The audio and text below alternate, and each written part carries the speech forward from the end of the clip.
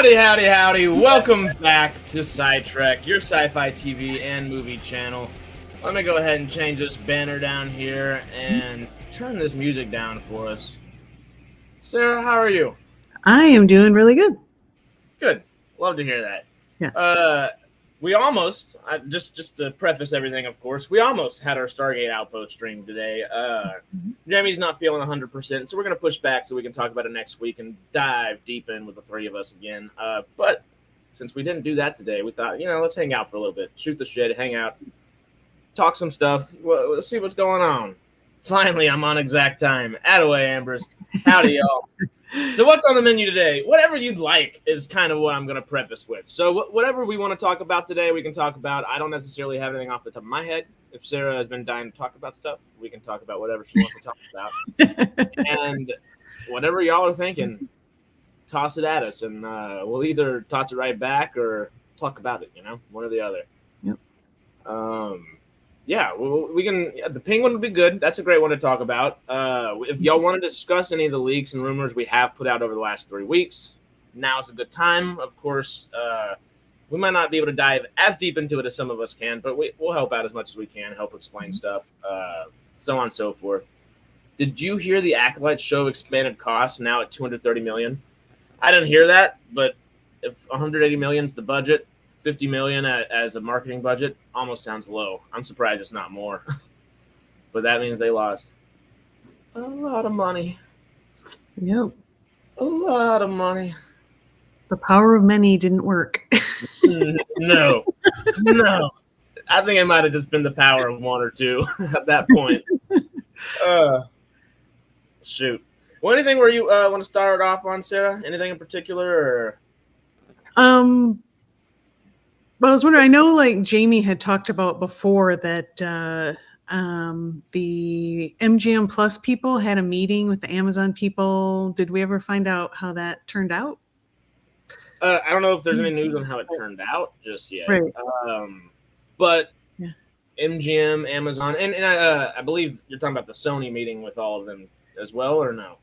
Well, I think there was another meeting before that where they pitched an idea of like, we'll get rid of these shows and we'll have the money to make Stargate or Michael Wright. So, yeah. Okay, I was a little confused whenever he was detailing everything last week, and he kind of helped explain it a little bit. Jamie did. It feels like that can still happen. It's not necessarily like that is the strongest option per se now, but since Sony has pitched, apparently, allegedly, of course, that they have pitched for Stargate for film and TV, that would probably coincide with Michael Wright's plan for that. So it'd be more of they can work together to achieve that and possibly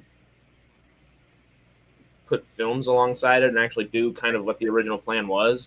But that I think would have to be completely Sony coming in there and kind of taking the reins. I'm just glad to hear there's some forward momentum, It's like, yeah, that's what brought me to Sidetrack in general. 4 years after talking about it, we're like, okay. Last 2, we've kind of almost got something, and now we're there, ish. They keep just kind of almost and then no, and then almost and then no. It's like They just dangle the carrot at us, and I know I can be a reindeer for a little bit, but I'll get distracted from the carrot eventually, Right. Shoot. First, Ambrose is saying for a sci-fi show, Stargate's very mystical, and being a mystical show, PR is very scientific. Yeah. I don't know. I feel like they could do a bunch of PR. Stargate would be an interesting PR case where we've seen PR nightmare with Star Trek, Star Wars, and just about everything else as of late. I feel like just with the actors that are already there, I feel like would navigate the BS, I guess, of all the way people kind of trap you in interviews and okay, well let's turn this into a politics question instead of talking about the film you're talking about or something like that. Right. I think RDA would be able to deflect those better than just about anybody currently. Yeah, his sarcasm. He'd be great. Yeah. Michael Shanks too. Amanda Tapping. I think Chris Judge would be good too. Yep. Give us that God of War. Come on. Yeah, I know. They're something. just Amazon doesn't seem to be doing anything. I mean, I know the strikes really kind of messed up a lot of stuff, but I mean, It was pandemic 2.0 for at least yep. the West Coast out here. Mhm. But even during that time, if I guess you can't technically write because most of it is a writer strike, but you can at least come up with concepts and ideas. And I'm shocked the studio. I guess they did do that, and they decided to double back, like the Airwolf stuff and all the other little '80s reboots Right. they were debating, and certain other projects where this sounds like a great idea. We'll probably never be able to do this. Maybe now's the only time we'll be able to try it. And then a year later, well, Yeah. twig snaps. You're like, let's not do it so much anymore. Hmm. Yeah, I think that age of like them just throwing money at everything and making all these different things, like I think that's over. No, yeah, Yeah. for better and worse, I think. Mhm. I think we could have gotten some cool stuff out of it, but all the stuff that we got out of it ended Right. up being almost cool. Like I feel like Rings of Power, Wheel of Time, all that like $1 billion plus an Amazon threw because they had like the 1.1 billion for Lord of the Rings, of course, but everything else, Mhm. I think Wheel of Time was $500 million, and they made a Right. bunch of freaking huge deals, and nothing's made us excited yet. At that point, just renew the Expanse for a couple more seasons or something, you know? Yeah, I mean, Expanse was at least, I don't know, it was really good. So, And the cast is so good.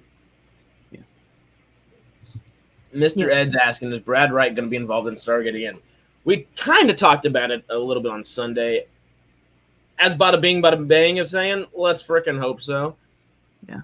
But realistically, this does open doors for him to come back in, but does not necessarily mean he will. Is that like the easiest Right. approach to say that? But Does he want to? I mean, yeah, because we were talking about that too. But, He's had his time. He wants to retire, but it's also his baby. right. I think he'd be best probably as a consultant, kind of keeping things on track, maybe the kind of the voice of the show on track. I think so. But I mean, if you get like RDA and Amanda and Michael and Chris to all come back, they know the show like so well also. So they'll be probably pretty good at keeping things on track if they bring those guys back. But hopefully. Yeah. Fingers crossed. And we talked about him a lot last Sunday. Was the only, maybe not the only person. I think obviously SGU has good old David Blue and Robert Carlyle and Eli and Rush are two of the greatest characters I think Stargate have probably ever come up with. Yeah. I don't know if they have that longevity where they're as entrenched within Stargate lore and everything of the sort per se. Maybe David Blue a little bit more because he was hired as almost like the nerdy consultant in a way to play the character like that.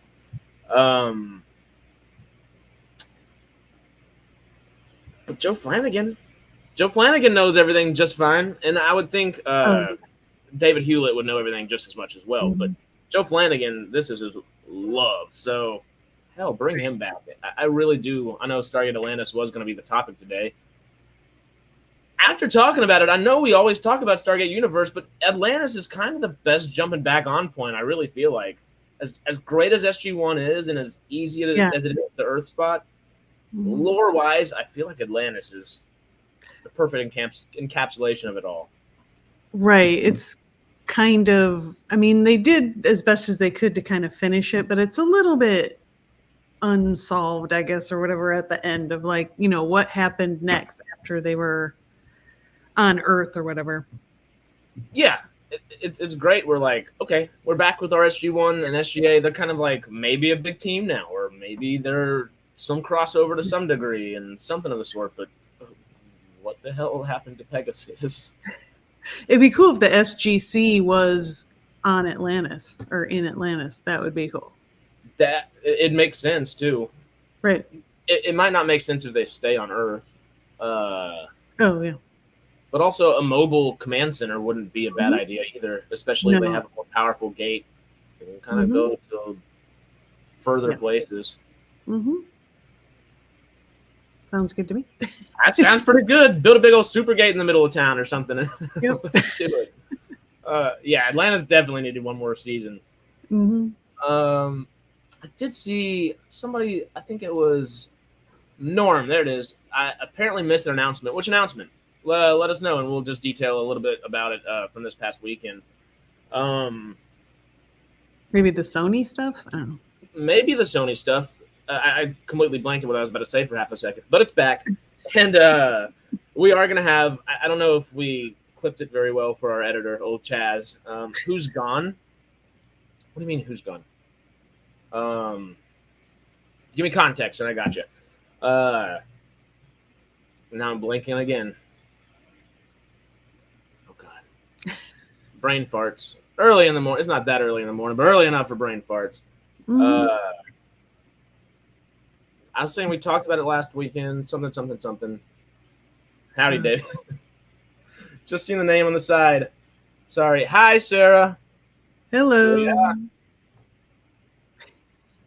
What does my ADD self completely forget what we were just saying? Do you remember by chance? Somebody asked what they missed.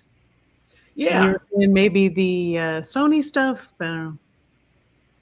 Oh, somebody exciting is what I heard. Sony, I don't know.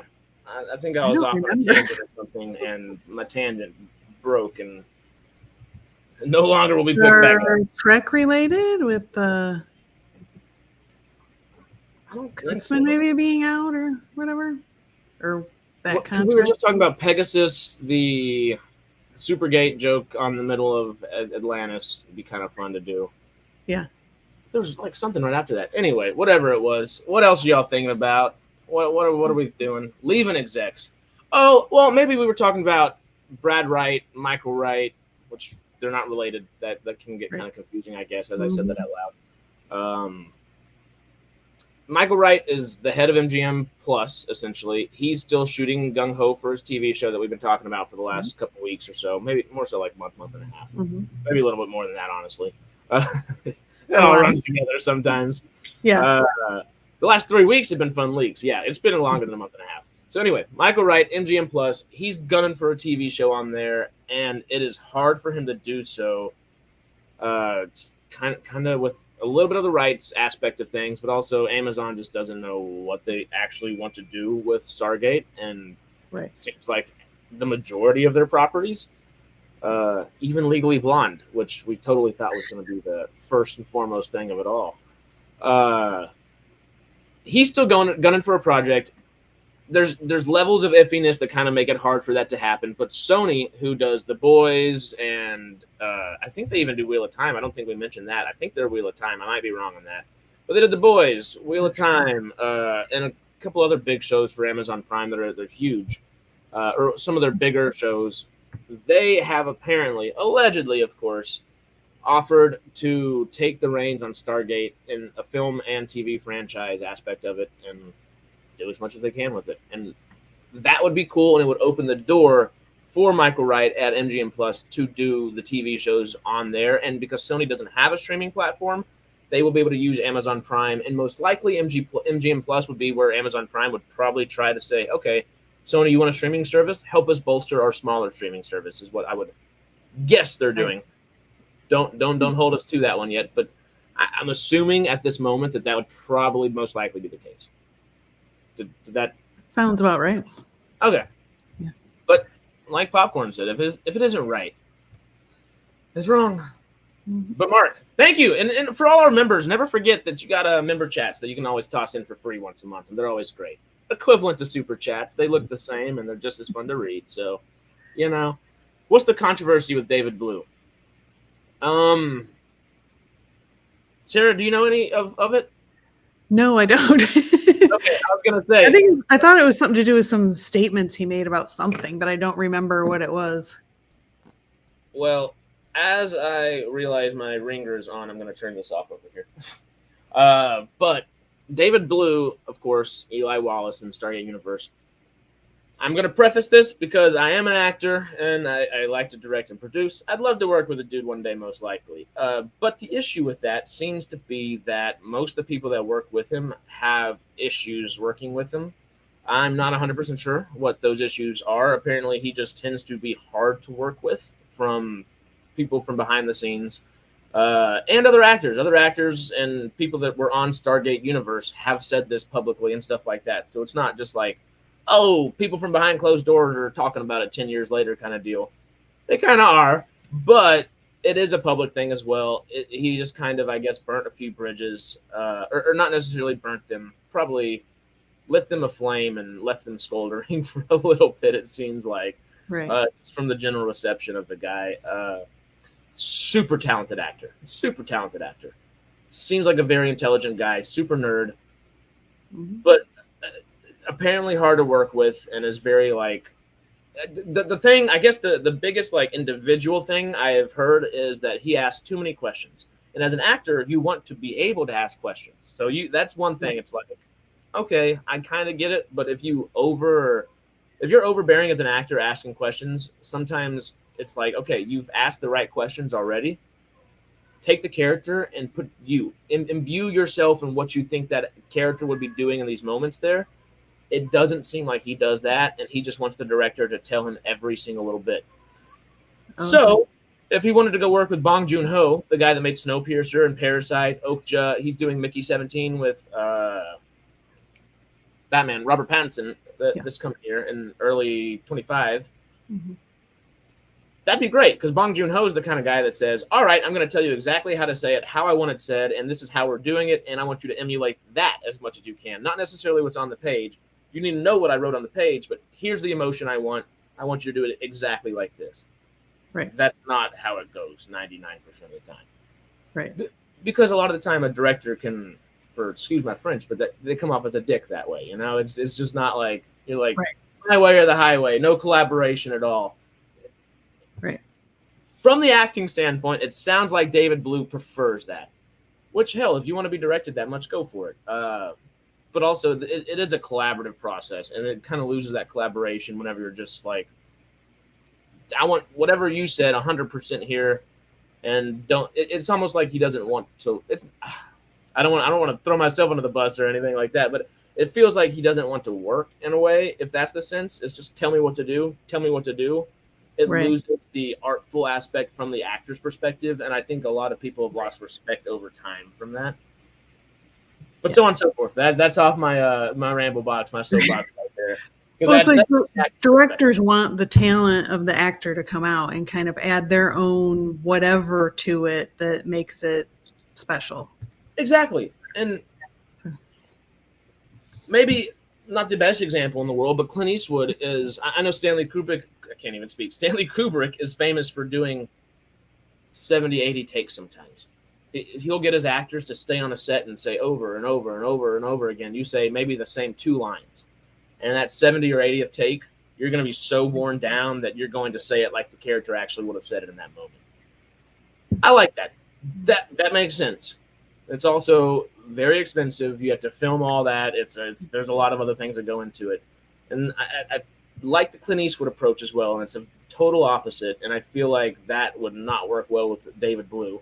Would be Clint Eastwood says, hey, I hired good actors. Right. We're going to discuss what the character need to do and all this stuff. And if you have any questions before a scene or before we get on set, ask them. Let's discuss it. But whenever it gets to set, he says, I'm not wasting your time. You're not wasting my time. Everybody wants to go home. We're going to get as much as we can today. 12, 14-hour day. That's your typical day on a film set. Do it. Go home. We'll come back tomorrow. Mm-hmm.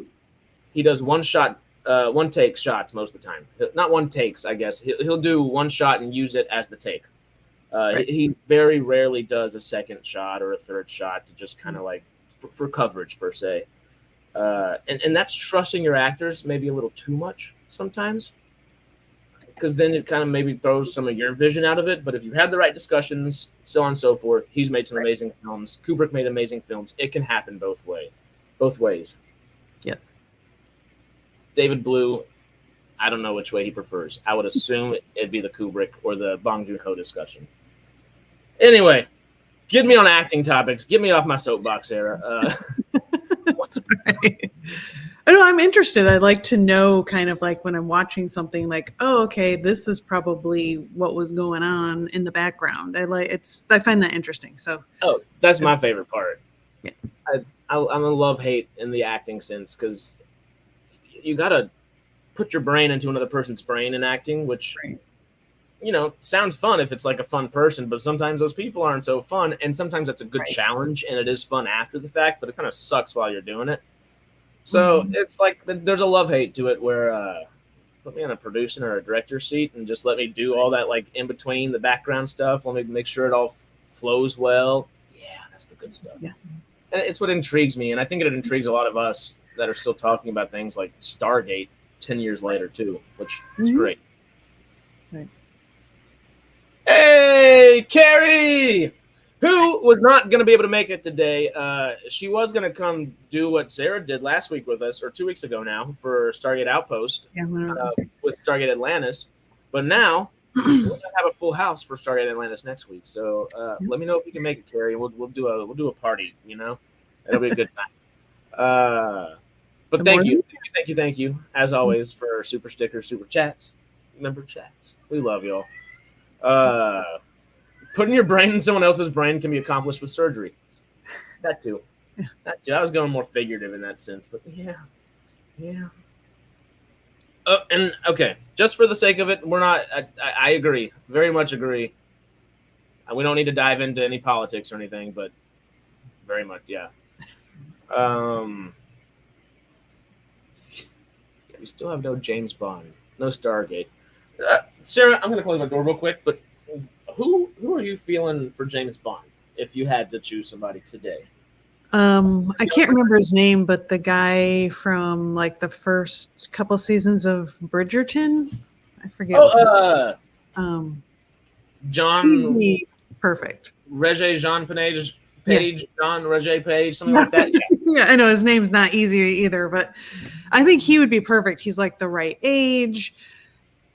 I think he's going the right direction in terms of like representation in Bond and all that stuff. I just think he'd be perfect. I'm with you. I mean, I love Idris Elba as the older Bond. I like the Henry Cavill or the Tom Hiddleston. I don't mind the Tom Hardy idea either. I think that one's a little more iffy. Right. But right now, I think Aaron Taylor Johnson or Regé Jean Page. I think I said it right that time. I think so. Regé Jean Page. I'm pretty sure that's it. I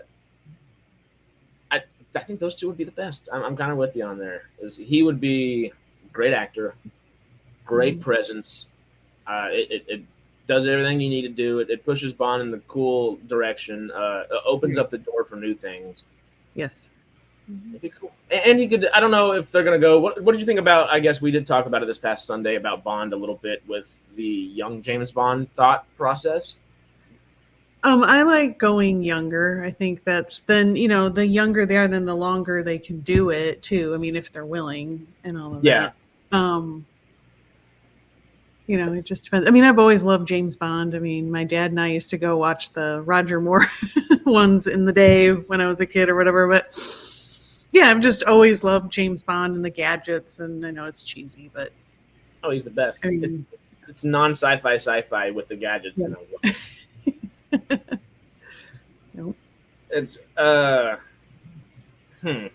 because I don't know how I feel exactly about I like the young James Bond idea, but I don't love the idea of jumping in and this is James Bond, because it's kind of like at this point it's the ambiguity of maybe every James Bond is also James Bond, and James Bond is just a moniker. It's not an actual like character's name. It's just a moniker. 007 and James Bond are attached to somebody at a time. And sometimes, like in not Spectre, not Skype. What was the most recent one?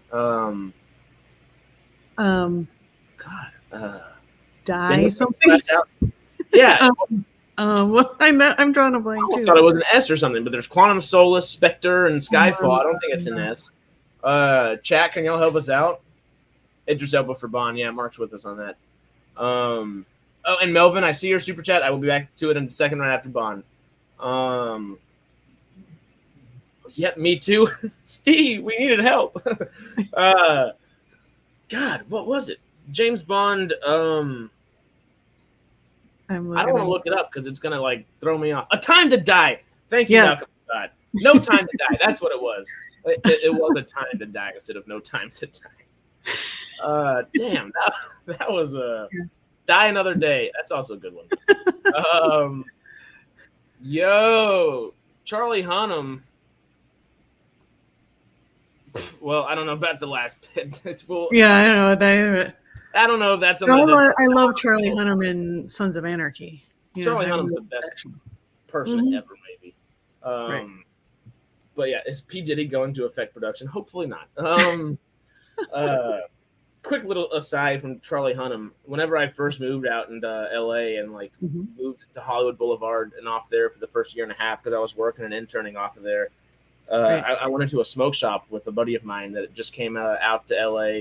And it was right after, I think I was 21 at the time. My buddy hadn't turned 21 just yet. And I think LA or California just said, okay, well, 21's all tobacco again and all things like that. Right. I think, we were going in to get like a little vape or something like that. And probably a pack of cigarettes. Just walked inside and I walk out and, he's kind of, I'm kind of, all right, we're both in here. They see you're kind of my age. You're good. Because he was worried about getting ID'd and stuff. I'm like, dude, you're fine. We're gonna go grab a cigarette. You're not gonna go grab anything crazy, Right. 420, baby. It was a special kind of cigarette, a little green. The funny part was, whenever I bring somebody in somewhere, I'm like, okay, you can fend for yourself a little bit, So I kind of walked outside, started rolling up the cigarette per se, and my buddy walked outside probably 5-10 seconds out, not 10 seconds, probably a minute and a half after me. I don't know the exact timeline because all that I know between me walking out and him walking out behind me, Charlie Hunnam of all people walks up, and I like walk as I'm starting to roll. Charlie Hunnam walks up in front of me and like pauses real quick because I guess I'm in his way, and I look up and I'm like, I just had that moment where I cannot say a word. I'm just, is it you? Goes, like this, Not a word came out of me. He just goes, "How you doing, chap?" or "How you doing, man?" or something like that, and just kept going with his day. And I was just, my buddy Sam walked out after me. I was like, "Are you okay?" It's like, great. That was Charlie Hunnam. You just missed Jax, and we just kept walking after that. It was great. Yeah. Little quick aside, I don't remember what got us to the James Bond stuff. James Bond. Okay, back on a tangent again. The Gentleman movie, he was excellent in The Gentleman. Did you see that one? No, I want to see it. I need to. Yeah. It looked really good, and I just didn't get to see it. So get your people together for a weekend and say we're doing a Saturday movie and we're doing a Sunday movie. And it doesn't matter which order you do it. But Gentleman and then Russell Crowe and Ryan Gosling's The Nice Guys is the other one for those days. If you haven't seen that one, those two just fit so well. I'll make a note. The Nice Guys, right? Okay. We forget about Rebel Moon, Melvin. That didn't happen. Especially the Irish accent Charlie Hunnam tried. It wasn't all that good.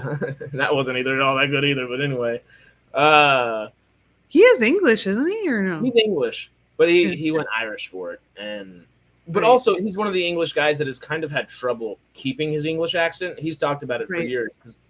8 years of Jax Teller, he got so used to, I guess, just getting into SoCal gruff old Jax, And I think it's a little bit kind of how Austin Butler's kind of stayed with Elvis a little longer than all of us have been like, okay, dude, you got other roles. But kind of along that similar line. Cat's cooing back there. Okay, back to James Bond before we jump onto Melvin's super chat up here. It's ADD, surprise. When we don't have specific topics, the ADD comes out, So, James Bond. I like the idea of going with a younger James Bond. I just don't love the idea of losing the moniker and having a trilogy about James, I guess. It's weird to say James. It's going to be, I think it's totally going to be different because we'll be calling him James instead of Bond. It'll be like, oh yeah, James is cool. We like James now. And James just sounds like the most just milquetoast kind of person you could, it's just, Hey, I Right. know what James is. Bond. James Bond. James isn't the special thing. It's the Bond. And Right. if it loses that moniker, I'm scared it'll lose not just like the respect a lot of us have for it, but it won't have the gravitas it may have had Right. before. Do we need like 3 movies for the backstory? That seems kind of like a lot. Because I mean, we needed what his military career, and then end it with him saying Becoming the a phrase. commander, like yeah, that's right. Bond has to be old enough to be a commander, right? So it would Yeah. be 1, 2, 3 movies. Yeah. I don't know. I like the idea of, you know what okay, pitching something new here. What if we did do a series of movies like that, but maybe not a series? I'd almost rather it be a series of freaking TV if they want to do it this way. But how about an anthology series of each James Bond when they are young, becoming a commander, following each of them through their like younger military and MI6 operative time, and that way it's still a moniker, and we don't have to like. And you could even do it with the new James Bond as well, and have a younger guy do that, and then jump into the actual James Bond films. Right. Maybe, I don't know. MGM, Amazon, please.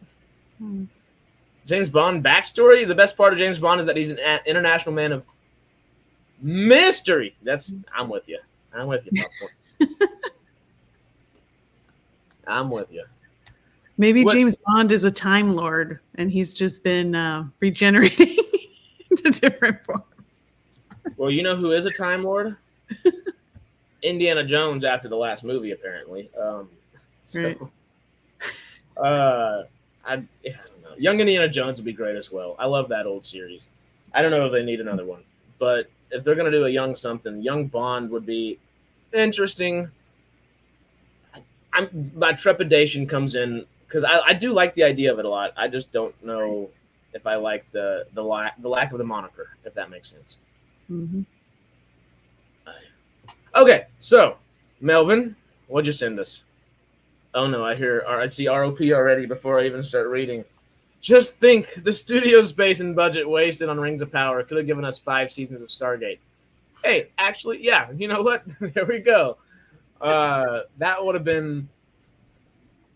We know how well that would have been. It would have been amazing. Even if like the first season was complete and utter shite, we would have hollered at them enough where we would have said season 2 better be good, and they would have hopefully listened. But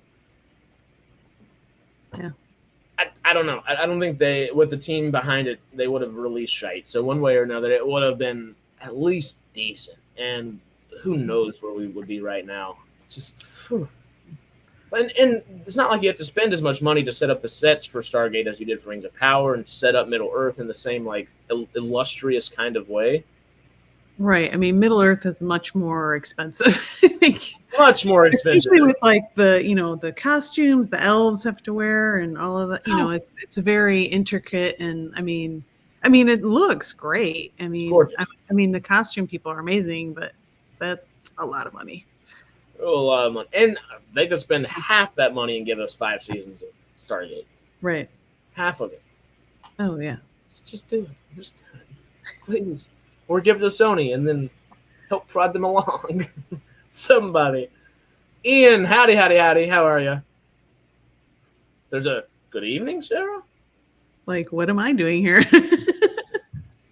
You remember her from last Stargate Outpost, hopefully. If not, you gotta go watch the last Stargate Outpost. Because we just jump over all the best and worst episodes of SG1, which we will be doing for SGA this coming week. Yes. So yeah. There's my... Oh, and while I'm on my P's and Q's advertising and stuff, because I always forget it, especially during like our main streams, not just our Hangout streams, y'all don't forget that.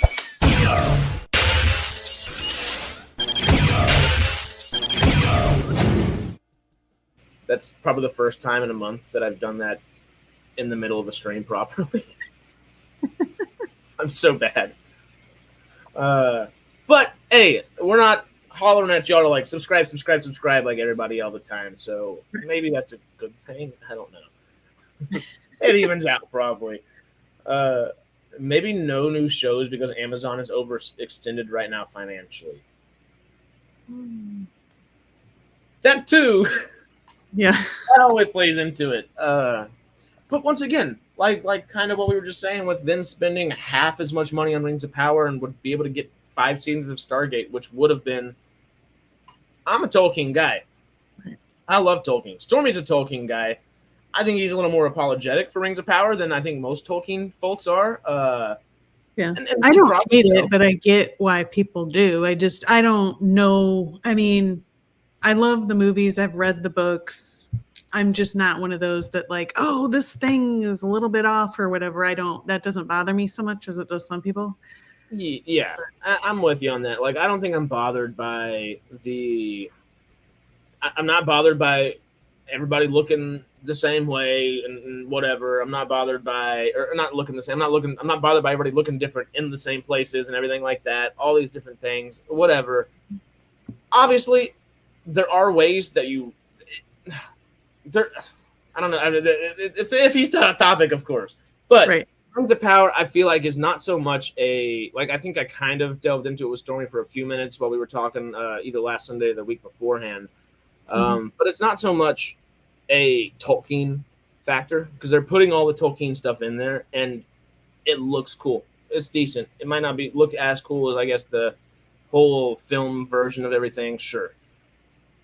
But it looks cool. My biggest problem is the writers it's juvenile writing. And I don't know a better way to say it besides it's just juvenile writing. And that's what I was trying to say with Stormy, where Galadriel, before jumping in fighting a bunch of orcs, she says, to the shadow, or you're the shadow, or whatever the exact line is. Yeah, trying to mix in those, which I get what they're trying to do, but it's like, I don't think Lord of the Rings people are looking for fan service. I mean, in that way. It's lazy writing when it's that good of a property that has thousands of years apart. That character would not say that to orcs when a character, it's not Galadriel saying it to Sauron later, or Saruman, or anybody of the sort, but if someone's going to say that to the Dark Lord of Dark Lords, of like, if that's what we're heralding this person as, maybe don't say it to the lackey of the lackeys too, you know? Right. And also, it comes with, it's very simple things with Rings of Power that could have just been thought out just a little bit better. Like, I love Morford Clark, the girl that plays Galadriel. She in Saint Maud, A24's horror film, was the first film I ever saw her in. Terrifying. She is a powerhouse actress. And she would have worked for multiple characters in the show. I don't know if she works for Galadriel because she is 5'2". And I know that's and people are getting hung up on it. It's not something I get hung up on, but it shows the level of writing the writers are going towards and not jumping towards something that might make more sense. And we won't go too long because it is an iffy subject, but just for race in Middle Earth as well. We won't go too crazy on it, but there's a reason. It's not like white elves and and that's BS. That's stupid. Don't die on that hill, and if you're dying on that hill, look for a different hill. The writing aspect of it that makes it bad is you don't have. It feels like everywhere is, hey, we're with the Harfoots in New York City, or we're with the Harfoots in LA, we're with the elves in LA, we're with everybody in LA. That's just simply not how the world looks. And if you want the world to look the way it does, and we know 2,000 years later in this world, that's not the way the world looks. And we have that, and it's weird for your brain to comprehend subconsciously one way or another. If the writers were worried about that and trying to do it the right way and say, hey, this is an actual world that has people of every shade, of every shape, of whatever you might need, there's ways Tolkien set that up. Like, we are in the East. We are in Rune. All those people would look Middle Eastern or darker and so on and so forth. That is the time to do that. The Stewars, the Harfoot, the Harfoot and the Stewars eventually kind of combine into hobbits. The Stewars live far east. They're underground. You could make them an entire different race of people and have it make sense geographically, and that way the world feels lived in, and it still has a fantastical element to it because of all the magic going on. We're getting creatures of hundreds of thousands of years old, 2,000s of years old, to a couple hundreds of years old, and there's all kinds of crazy things going on. That fantastical element's still there, But that if we would have just paid more attention as the writers for this Rings of Power, I feel like they would have made the world grounded as well. The world doesn't feel grounded. And I think that's the biggest part of Rings of Power that throws people off is Lord of the Rings, Peter Jackson's films, are grounded as well as fantastical. And this other world's like right, they're really well written. Yes. And I just feel like Rings of Power, like they focused on making it look really good, and it does. It's gorgeous. Mm-hmm. But it's like I would rather that spend the money on writers, and then, maybe it doesn't look as good, but I think there's a lot of things that don't get noticed if the story is good. If you're invested in the story, if you really like the story, then maybe if a special effect isn't the greatest, whatever, you like the story, so you are willing to forgive more of that kind of stuff. That's the way I look at things anyway. Yeah. But that next topic, but I think I think that sums it up as well as we can sum it up, I think. Mm-hmm. Only 17 likes. Come on, y'all. Come on. Hopefully that's just a refresh thing. So refresh y'all's pages and make it like 75 or something. That'd be cool. But what else? What else are we talking, y'all? I know. Carrie, thank you. Subscribe. Can I? You want to yell that one? I don't know if I should yell it. I have a clip. Subscribe, bitches. I'll say the LOL part. I love it. Sue says my dream would be Stargate and Sanctuary back on our screens by the end of 25. I liked Sanctuary. Sanctuary, that's not Amanda Tapping's show, is it? Yeah. Okay. Where she what is the keeper of creatures or something? But she's supposed to be like immortal or whatever. I don't know how they would do that, but because I've never watched that. That and then The Ark, because that's Dean Devlin's show, Mm-hmm. right? I want to watch those two. And I tried watching it and it was yeah. I just want to watch for the sake of Dean Devlin in a way, but right. I don't know if that's also a hill to die on there, talking about those. Good story, fills the gaps of effects. All right. Was that for Sanctuary? I think it was the comment I made earlier about the writing being good. Oh, okay. The video game trader likes The Ark. Oh, that's good. Okay, well, I'll check it out. I'll figure out my own opinion on it eventually. I just need to sit down and do it. But I don't know if I'm going to have time to do it because we're going to start this Star Trek stuff here soon, and I'm pumped. So, okay, real quick update for that. My Star Trek journey will begin. I thought it was going to begin this week. We're waiting on a response. It might be this weekend. It might be this upcoming. It's going to be this upcoming. I can't even speak. Upcoming week, one way or another, we'll make it happen. Because I'm just going to watch Enterprise, I guess, to start it off, because that is the first one in chronological format. But I think we might try to start it off. I might be spilling the beans a little bit here, so don't get mad at me, Jamie, just in case. Or Mark, because, as we were talking last weekend about the Shuttle Pod show and all that kind of stuff, our friends over there, and it does seem like they have kind of split apart and are doing two separate things. We love them both. We're not picking sides. We love y'all. So hopefully we'll be able to say howdy to any and all of them in the future. But we do already have an open discourse, more so with Mark Cartier of the Shuttle Pod show, and we were talking about maybe doing a little live stream with him here soon. So that'd be fun. We'll see. Don't hold me to that, y'all, but just a little sprinkling something for you, hopefully, and hopefully it'll come to fruition. Manifesting it, as they say. Yeah. That's what all these Californians out here say. I don't know if I listen to it, but I like that one. Speak it into existence, Put that energy out there.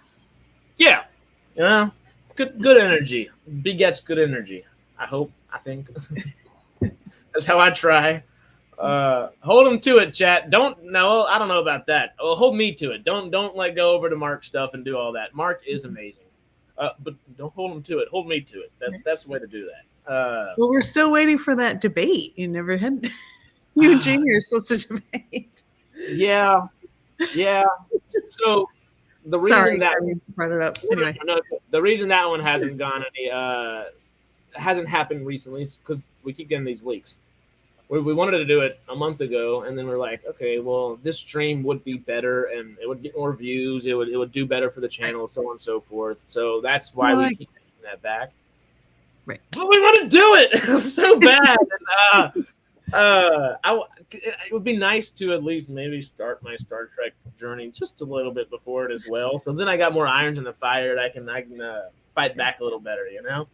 Yeah. But because Star Wars wins, maybe until the last couple of years, but Star Trek is a little off, and we'll see. We'll see. There's ways to debate it on both sides. Yeah, there is. I'm excited. Still waiting for Harris to finally check out Doctor Who. I after Star Trek is done, if my head has not completely fallen off my body at that point, or been shrunken into like a Beetlejuice Jamaican little like shriveled head thing, I'm on it. If that has not happened by then, I'm on it, Mark. But you don't have to watch all the old Doctor Who's. You can start with the what was it, 2005 or whatever, and you'll be fine. I never have watched the old ones. So. You knew where my brain went immediately. Because I'm so weird about chronology. I'm just right. But you don't need to. You really don't. You'll be fine if you just start with. I know I don't need to, but the one, if I'm gonna do it, I feel like I should do it like as correctly as possible. Right. Which my crazy self would probably even say I have to go back and listen to the audio dramas before it became an actual thing. Mm-hmm. I hope someone's animated stuff on top of those, because that would make it more fun. But I don't know. We'll see how Star Trek goes, and then I'll make that decision. Yeah. But you can already see it's daunting me already. But the Star Trek first, you know. Yeah. Melvin's saying 2005. I'm hooked by season 2. Okay. Everyone, I think that's gonna be the general consensus. Mm-hmm. I know I won't start there. I have to at least start back in the actual like visual beginning.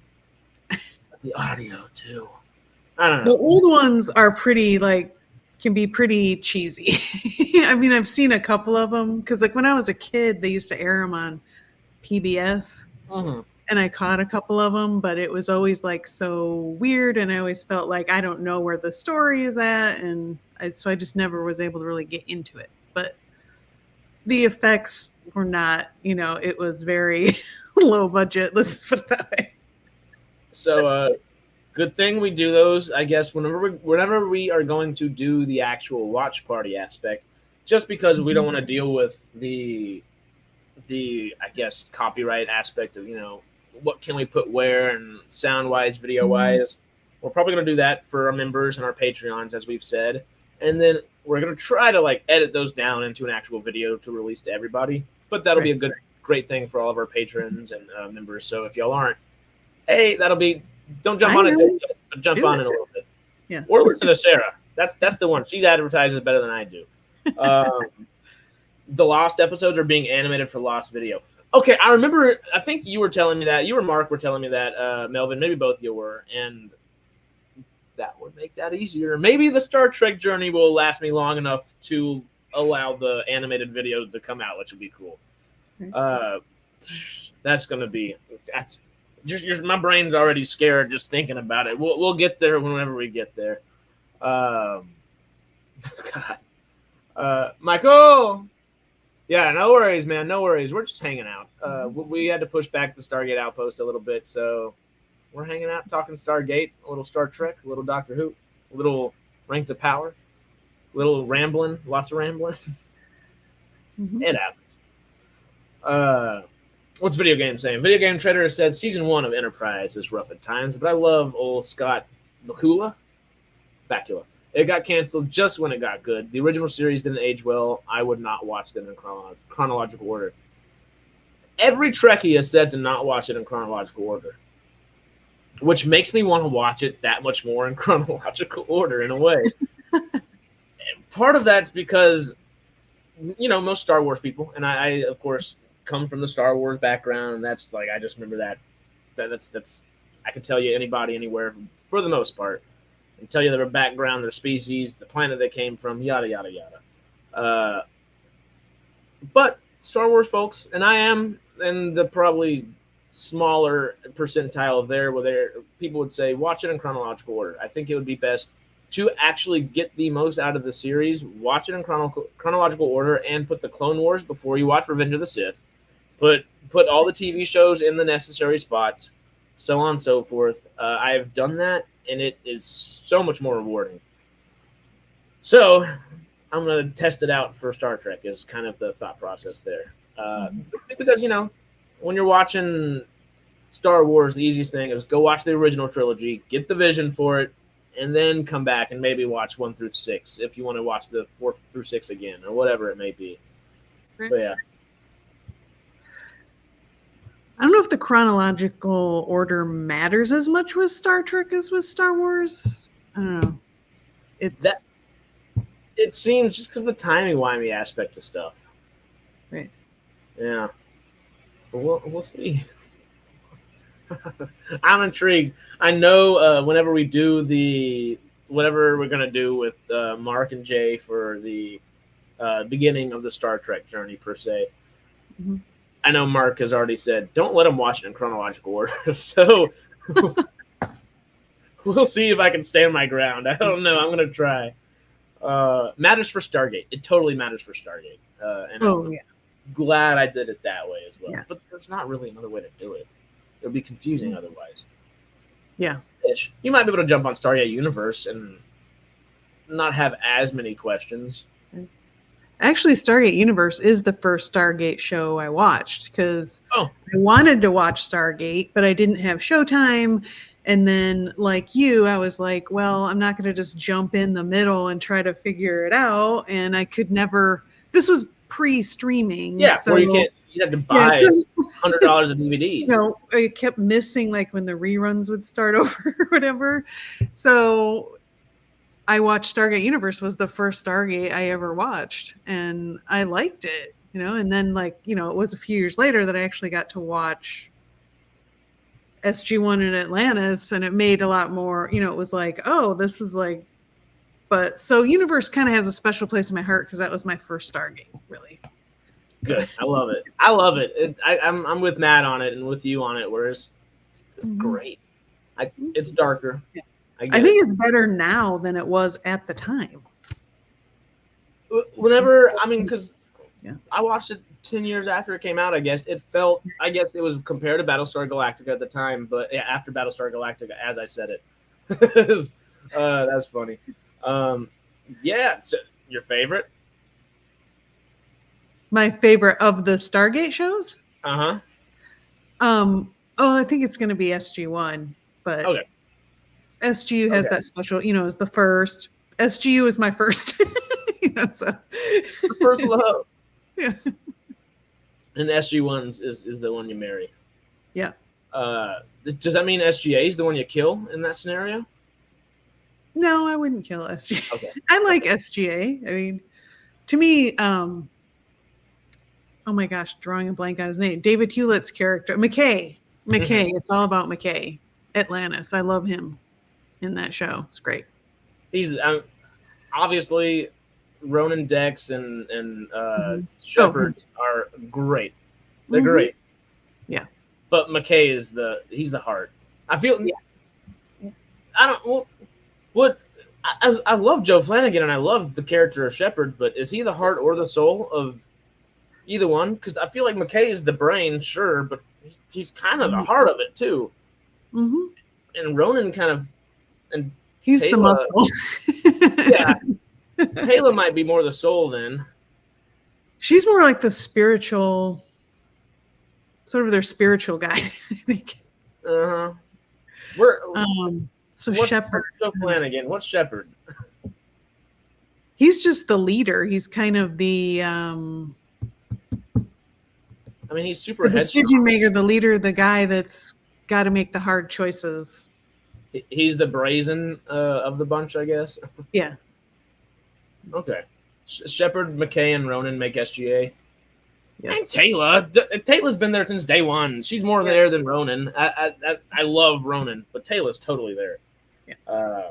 And oh my God, what's the actress's name? Rachel Luttrell, right?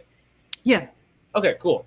She's been in everything as a stunt actress. She's usually a stunt actress. I love that SGA gave a stunt actress and was like, you can already do it. You want to just act, you know? And hell, there are times where the acting is not necessarily wooden, but like I think the Star Wars prequels were directed in a certain way to say like this is the time period and this is the way your character would speak. Her character is very like not wooden, but by the books in a way. Is that a good way to say it? Very like into her culture, and I think that's good. I mean, I love it when her and Ronan like spar in those episodes. That's always really good. So good. It's the perfect tease for years and years, and then Teal'c and Ronan finally are dueling and sparring for that entire episode, just about, and Taylor's just standing there, just Spoiler alert! That's one of my favorite episodes. So good. She's rolling her eyes, but also you can tell she's proud, but also she's just rolling her eyes as big as she can, and also like these two brutes. Like, come on, you're both smarter fighters than this. Don't dive into your bruteness. It's just like it's like motherly, best friend, like all of it at the same time, and she just embodies it. And she feels like Atlantis' Braytac to me. Does that make sense? Mm-hmm. Cool. I love it. Taylor, Braytac, those strong supporting characters that are just your moral guidelines in those. Come on, because we all need them. Yeah. She still looks somewhat young. That's true, and she was the honest guy. Good. I've seen videos of her at cons and stuff. She still looks good. I believe she's still stunt actressing as well. Stunt acting, I guess, is the best way of saying it. So, Mama's in shape. Mama looks great, and bring her back to another show, please. 1,000%. He said for David. What did David say? Oh, right here. Annoying that they literally have Atlantis movie scripts. Yep. Sitting on the shelf. For what, a decade and a half now? Like, shit. Yeah. What was the story going to be? We talked about it before, but I don't remember. Anyway, it was them getting Atlantis back to the Pegasus Galaxy. Well, it was 3 different movies, if I remember, or maybe 2 different ones. I know they had a couple lined out like the same way they did for SG-1. And I think the first one, I might be mixing those 2 up. Well, no, they had some. I don't remember 100% off the top of my head because it was the first time I heard about them. And I was just like, can we have those, please? Of course we can, but please say it again, please. I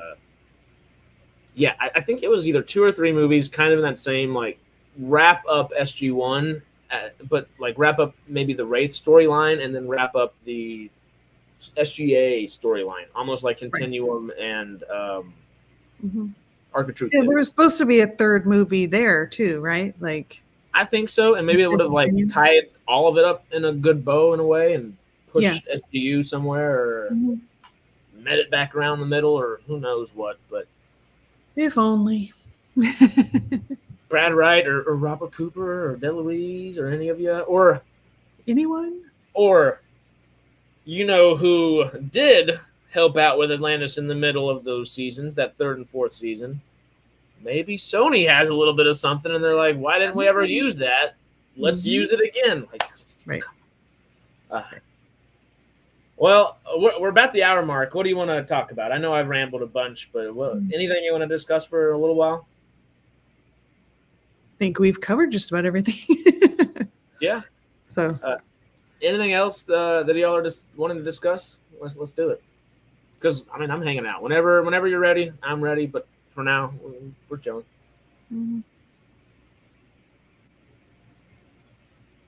Let's see. New Stargate needs Christopher Heyerdahl. Oh yeah, he's great too. He was oh my god, the Wraith guy that was like an ally. That character. Yeah, he's several characters in Stargate. He's played different roles. What's his what's that Wraith's name? I can't remember. he's Tayla's kind of like mentor or the old leader for that little community too. Oh yeah, he's that character, but he's also And Michael. no, the other guy. Todd. Sorry, Todd. Yes, that's Yeah. I couldn't think of it. Yeah, he plays him, and he's also in an SG-1 episode that that one with that dome that keep over the city that keeps shrinking and everybody forgets. You remember And that episode? He was in that one. He's the leader of that town as well, huh? I think so, or he's one of the. Maybe he's like a head scientist or something. But, Okay. Yeah. No way. That reminds me of. Oh, now I'm dropping his name. He's in Only Murders in the Building right now. Where's my phone? We're IMDbing this really quickly because he's in the Stargate movie. He's in SG-1, and then he's in Atlantis as well. Richard Kind. Oh yeah. Yes. Since I have it on my phone, I'll just put him up to the little thing right here. That guy. Oh yeah. He was annoying. I like the character, but it was kind of anyway. He's supposed to be grating. I feel like that's the typical kind of character. Oh yeah, that was the point. Because he was, remember back in Batman, he's in Burton's Batman. He's the real bad mayor that Harvey Dent's like, oh, don't listen to him. And then Billy D. Williams as Harvey Dent is up there for a little bit. It's been a long time since I watched that, so. I don't know why I know that off the top of my head, but I do. He was part of the writers, directors, or something. I think he's part of the writers in there. Shrinking Dome. He might be a writer. Richard Kind is all over the place. He's excellent in a very grating, silly, obnoxious kind of way, and it just works. And Norm says, where should they locate the new SGC? We kind of mentioned that earlier on Atlantis. Sarah had a great idea for that. It makes sense. Whether you're in Atlantis, whether you're in Pegasus or Milky Way, it almost makes more sense to have it in Pegasus because it's almost hidden from your main galaxy threats. Obviously, you still have your Wraith, but your main galaxy threats are gone. They're there. You're far enough away where you can still reach everything just fine, but you're alienated, and you can have time to set up defense if things happen. It's easier to keep it secret that way too. Depending on if they go with, does everybody know, or is it still a secret? If it's secret, that totally makes it more sense. Because if you do that, you can still have something on Earth that works as like Earth Command or something like that, right? Or Alpha Site in the Milky Way, and that could be your Stargate Command in the Milky Way. I like that. Put the Ghost of Hammond over in Atlantis, please. They downloaded Hammond's brain in the computer. Can we get a James? I don't ask for AI voices for much, but can we get Don S. Hammond as James Earl Jones, kind of just the voice, but only for Stargate? Right. Well, I might be wrong. I might just be like tossing a memory into it, but didn't he technically die in Stargate Universe and they held a funeral for him or they said something? I think there's a ship that Sam commands in SGU. And maybe that's the Hammond. And I think because Sam's a general, right? I think. So I think she's commanding the Hammond ship or something. Maybe I'm wrong, but I think that's what it is. That sounds right. And maybe it's maybe it's not implied, but yes, USS Hammond. Okay. And that's the one Sam's in charge of, right? Because I know Jamie was building it, but from Bluebirds, I just don't remember if that's the one that it was Sam. I think so. That's good. Okay. Sam commands the General Hammond. Cool. Carrie was saying, I don't want everyone to know about the SGC more. SGC more? Sure, but not everybody. Okay. That makes sense to me as well.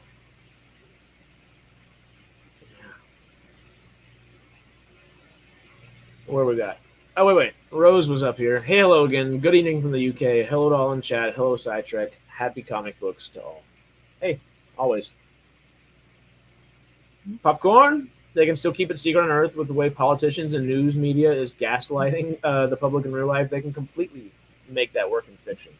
Yeah, I mean, news has never been not filtered, so there is always a way to make that work. Mm-hmm. Would just we don't have to dive into the whole giant conversation and all the different avenues you could take, but would you rather them have it secret still, or would you rather it come out and like be in the public, or option C, it's still secret, but we showed spaceships and things like that to the public, so they don't know about the Stargate, but they know that we're now a spacefaring species, maybe. Right.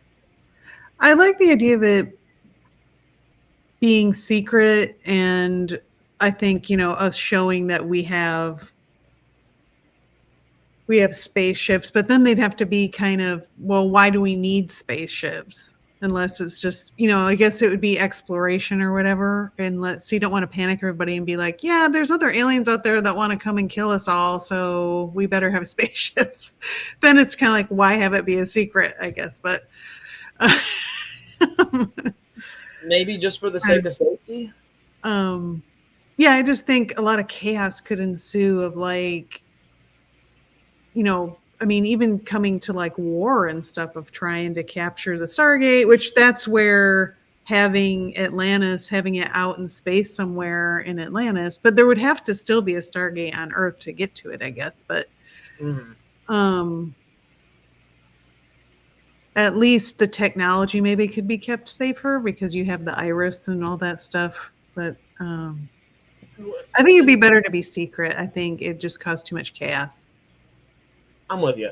I like the option C of the, okay, obviously we can't hide that like battles are happening in our space, like in our suborbital space and our like just a little bit of above orbital space. At this point, maybe 2007, 2010, that would have made sense. Now there's just no way that makes sense. Well, maybe, who knows? I guess there's always a way they could work around it. But I feel like that makes the most sense to have it secret and have the spacefaring happen. Because what do we see in SG-1? The second Russians knew about the gate, they tried to take it. Second, China and Britain and all these other countries knew about it. They're like, okay, well, maybe we aren't taking it because we see that it's causing a couple issues. Right. But you're damn well going to include us in every single decision board that happens. Right. And we are going to want involvement, And you're going to want Thor involved. The U.S. doesn't have Thor to help us anymore. But Thor died, though, right? I don't remember. But they're all dead. Besides, right. Oh, that's right. Yeah. So maybe we could. That'd be cool. Maybe we actually use the Pegasus Asgard as an ally in a sense. Maybe we find a way to ally with them and say, "Can you help guard us?" Or maybe in the absence of humanity's protection of the Pegasus Galaxy, the only people that could help were the Asgard. And they said, well, maybe this threat of the Wraith are getting so large again, we have to do something. Right. That could be cool. That could make up for some time and explain why we aren't there and what's happened and still give us like, okay, maybe these civilizations that we're familiar with have fallen. These haven't fallen and have grown because now they're allied with the Asgard and so on and so forth. Right. What were those? Do you remember what those Asgard were called? Because they were called something different.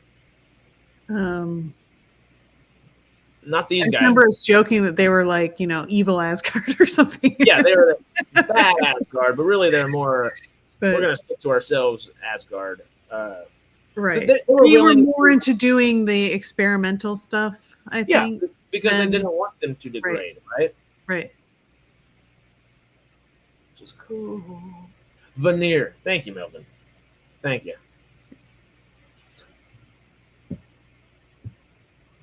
Ball. I wish. As much as the bad guy winning is not necessarily the way we want SG-1 to happen, if Ball wins, he would have played with them instead of really killing him, I feel like. I don't know. Rest in peace. What's the actor's name again? I don't know it off the top of my head, but I love that actor. He's fantastic. Cliff something? No, Cliff Simon, I think. maybe. I'll do a quick little.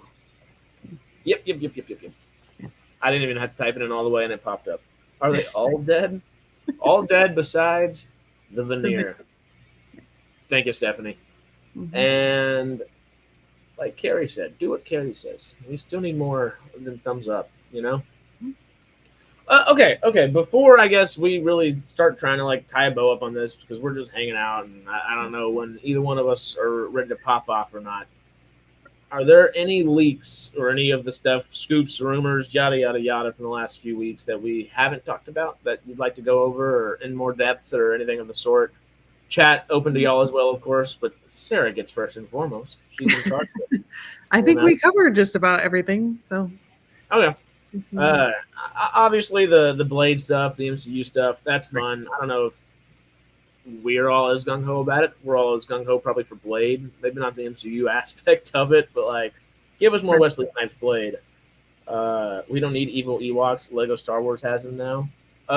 We had evil Ewoks and not evil Ewoks, but we had those Ewok hunting the Empire stormtroopers in Battlefront 2, and damn, that's amazing. You missed the first minutes, David? First 15 minutes?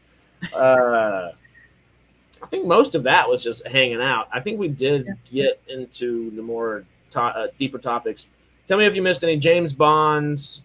I think we talked about Stargate and Sony a little bit.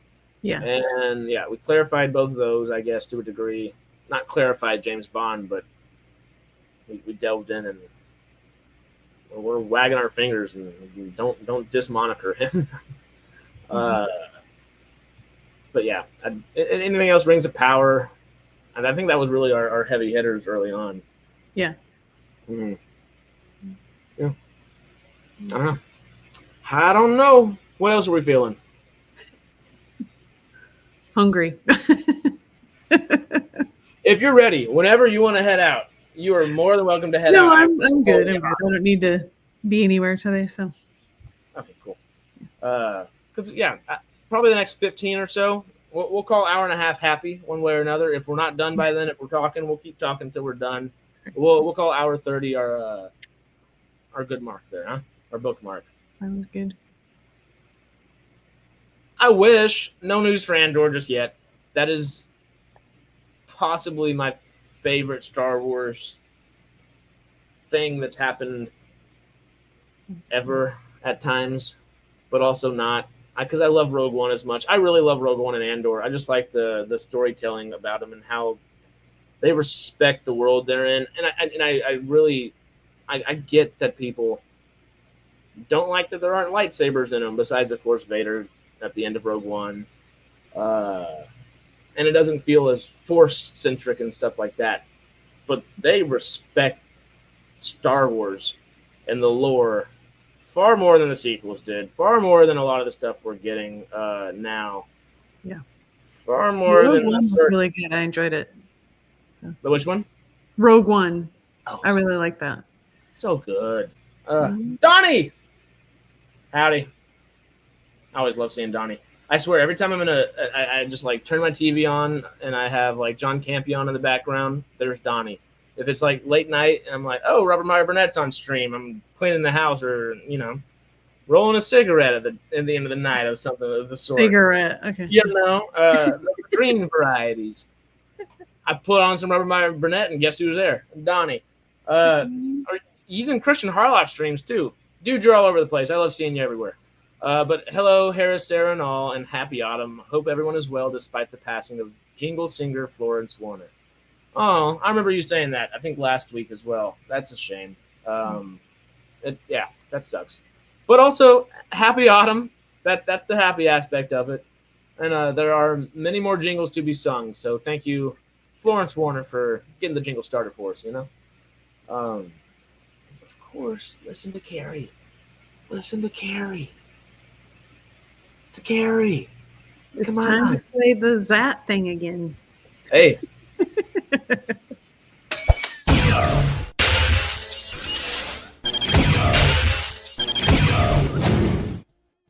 I had to rush back to the other screen to take the comment off so you could actually see the Zat. Technology is not my strong suit. I just like that you do the 3, it disappears on the third one. I like that. That was great because Chaz made it, and Chaz is yet to continue in Stargate because I was like, you cannot get into season 7 yet. You stop before you get to the cool episode at the very end of season 6, and you jump into Atlantis. You stop, and then you watch it with everybody else because he's like, I want to do a watch party. When should I do that? He was in the middle of season 6. I said, you do no further. Like, this is it. This is it. Right. And he made that, I guess, before he was done watching it. But, early on in Stargate, we've kind of we don't forget about it, but it is more of a joke to those that have finished Stargate where 3 zaps vanishes because he just watched the beginning of it. He just made it was like, oh, that's the rule. It just cracked me up whenever. They kind of walked away from that pretty quickly. I think by season 2, they were like, right, maybe not so much. Man, those guns look like a certain thing too, which is a bit phallic, you might say. Yes, a little bit. Z with a nice phallus on the top of it. Yeah. Is it supposed to be like a snake head or something? I guess. But... It looks like a snake. I'll give them that. Just not the snake they were looking for. Nope. That'd be a negatory Ghost Rider on that one. The story of how they came up with the 3 Zat was funny. It is funny. What's on my watch list this week? Okay, 1 second. I'm always down to answer that. But I feel like I did just see something a second ago. That's it. It's Fallout Podcast on Friday. Yes. And no migraines keep happening. Everyone keeps having migraines. Send anti-migraine medicine to everyone, or just send the love so that the way they forget about the migraine. That's the better way to do it. That's real anti-migraine medicine. But yeah, I don't know. Greg and Janie have had migraines, and I got sick. Chaz got sick last Friday as well. So we did not have it last Friday. We will this Friday, and it's going to be good. It's going to be the topic sounds political. We're not going to make it political. As much as we can. It's vaguely political because is Fallout a critique on capitalism has always been kind of said. The creator, Tim Kaine himself, has said, no, it is not. Right. But it kind of can be utilized as such. I think we're not going to use it as a debate per se, but there might be debate like elements to it. So that'll be fun. And then we're just going to dive into conversation afterwards. So that'll be fun. Yeah. That's going to be Friday. Y'all come hang out with Greg and I, and I think Chaz should be there as well. Greg is great. I like it when you have him on. He's always interesting, especially the industry stuff that he just knows is really interesting. Oh yeah. Whenever I first met him, do you remember Chambers, who's been on a couple times here and there? Maybe curly hair guy, a little older, typically has glasses. You might recognize his face or his voice. Anyway, he's a playwright, and he's the guy that convinced me to move out here. Mentor for a long time, yada, yada, yada. Got us doing plays and all this kind of stuff. And now I'm doing my own, which was fun this whole past summer and all that. That's awesome. Greg was in our first play that he wrote a play for me whenever I moved out here, and I got to star in it and do all that, which is a lot of fun and all that. But Greg he owns a few theaters, rents a few theaters, and does a couple things. He's a big playwright. I think he has 5 or 6 different theaters in LA, which is hard to do. So him and Jen, his wife, hell yeah, they're awesome at all that. And I try to absorb as much knowledge as I can from them as often as I can, which would be great because he was in that first play that was written for me as a weed store owner, which was kind of fun. Perfectly cast. And of course, my little pothead self was like that was kind of the theme of the play. Was like the main character was a stoner, yada yada yada, and things happen. But he comes in and it's hilarious because this dude is straight up 6'7". Like he might I don't know if he's 6'7". I think he's 6'4" or 6'5", but he might as well be 6'7". He might as well be 7.5 feet tall from the looks of it. Right. Dude's insanely tall. Gentlest teddy bear, giant teddy bear, sweetest giant you'll ever meet. But seems like really big guys tend to be like that. I don't know why. But. Oh yeah, thankfully, he's funny too. Greg's got the whole package. Greg's the real deal. I love that dude. Very happy that he's helping us out on Sidetrack over here now. Now he's Yeah, no, it's awesome. You know, good addition, good choice. he was such a good debater versus Jamie and I at different points, and he would come and help talk about obviously about the strike stuff when the strikes were going on. It's just little. We obviously get insider knowledge about all kinds of random kind of stuff. Not random, obviously it pertains to stuff we're talking about, but he gives us. We can get that information and then almost get an explanation from Greg as well, and I can do that to a degree, but I'm 25. Dude, I think it's 40, 42-ish, so he's got 15 extra, 20 extra years of experience in it and can obviously give much more depth to that. So that's really nice to have. And he's the best, so it helps. I like all our team. We've lucked out, very much so, and especially with our community. Obviously. Obviously. Of course. You know?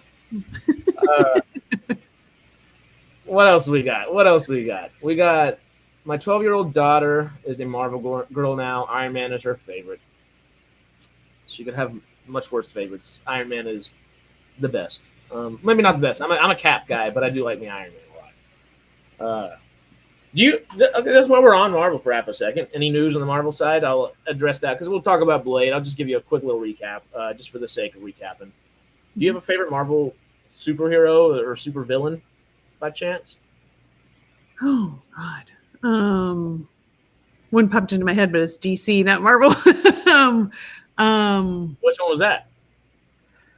Martian Manhunter.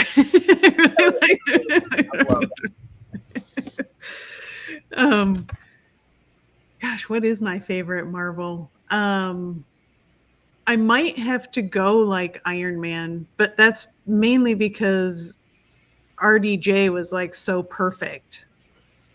Yeah. I mean, if it wasn't him, it probably, I don't know if it would be my favorite, but I mean, I know I need to think more outside of just the movies too, but that's what I trying to think of because I was like, because movie wise, I don't know.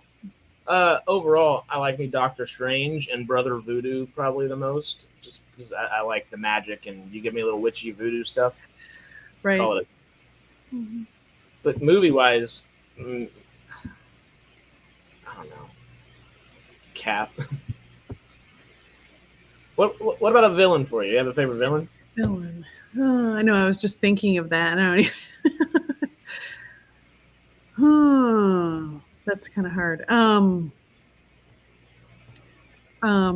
Who is the main bad guy? I should know these names. I'm not very good at remembering names. Yes, Thanos. Yeah. I know. I should know that name. I don't know why it just totally went out of my head, but whatever. It's the easiest ones that tend to pop out of your head. Right. Like, I mean, you've only seen me brain fart over the easiest things 1,000 times. And then we start talking about a name, and all I need is like the first name somewhere, and it randomly pops in the last one, you know? But when I needed something. But Tony said Doom, Victor Von Doom. That's pretty good too. Oh, Doom's amazing. Hey, there we go. Strangelove and Fallout. Hell yeah. Hemsworth as Thor. Idris Elba as Heimdall too, though, especially in Ragnarok. Oh yeah, he's good. The two of them together. Yeah. Oh yeah. I just wish he had like a bigger role almost. Thankfully, Ragnarok did that, but then you got to kill him immediately in Infinity War. Capital immediately over the entire thing. Yes. VPN on Prime, cool. Okay, I've missed a few of these. Oh, right after the Fallout, we were going to say watch list stuff. Oh, right. Yeah. What? Sorry, I'm trying to catch up on all these all at once, but I did see this one, and I know that's what we were going for next. Let me get on Regal real quick, and I can tell you my watch list for the week. Do you have a watch list? Any TV shows or movies you're planning on seeing? Well, right now I'm watching Rings of Power, which I don't think is horrible. And my husband and I are rewatching Defiance, and we've also We're also always watching Star Trek. We're kind of rotating through Enterprise, Voyager, DS9 right now. And Venture Brothers, which is a stupid cartoon thing. But my husband and I love it. It's hilarious. Okay. Laugh out loud like all the time. But it's very for Gen Xers, I'll say that. You know. I've never heard anything but good things about Venture Bros. Everyone that's watched it adores it. Mm-hmm. Do you watch Rick and Morty or Solar Opposites? My husband does. Okay. I'm not so into that. I mean, I've seen some of it, but I mean, I suppose I would like it probably if I like Venture Brothers, but sometimes they get too into the kind of grossness stuff. I'm not really so hot on that. Rick and Morty definitely likes to do that. Yeah. Solar Opposites. Have you tried that one yet? No, I don't know if I even know what that is. I got to look into it. It was the not as good half, sad to say, about the Rick and Morty team that went off and did Solar Opposites. Oh, so it's spin-off. Good writing team, just like that. The Justin Roiland guy was like the voice for it, but he's also been fired and tossed out of the show. And don't have much respect for old Justin Roiland. Sorry, dude. Good acting, good voice acting, but sorry, dude. So he has been replaced. Dan Stevens is now voicing the character he was voicing on the show. But it's a damn good little weird sci-fi show. It's super zany. It occasionally does go a little gross, but it's not as human-like because they're kind of plants. So it's like blue goo, or something like that. Yeah. So it doesn't feel as gross whenever they do go like a little extra sci-fi because they'll zap somebody with a gun or something like that. Right. But there are a couple of B plots throughout the show. Right. And I won't dive too much into them, but it's essentially two parents and two kids, and it's not really. They're technically clones of one another because they're like a species that clones themselves, almost like the Asgard. And they're coming to Earth, and their goal is to terraform Earth at a certain point, and take it over. But there's a lot of steps that have to happen before that happens. The two little ones that act as kind of like the kids, they go into high school and kind of get into that whole situation. You get some hijinks with that every now and then. And the best B plot of any show that's ever been frickin' made, I think, has maybe not the best, but the most enjoyable B plot, at least, it's ever been made, comes from the two kids in school. If you're sci-fi aliens, that people are kind of shitty at times, so they kind of get made fun of. Things happen in school, yada, yada, yada.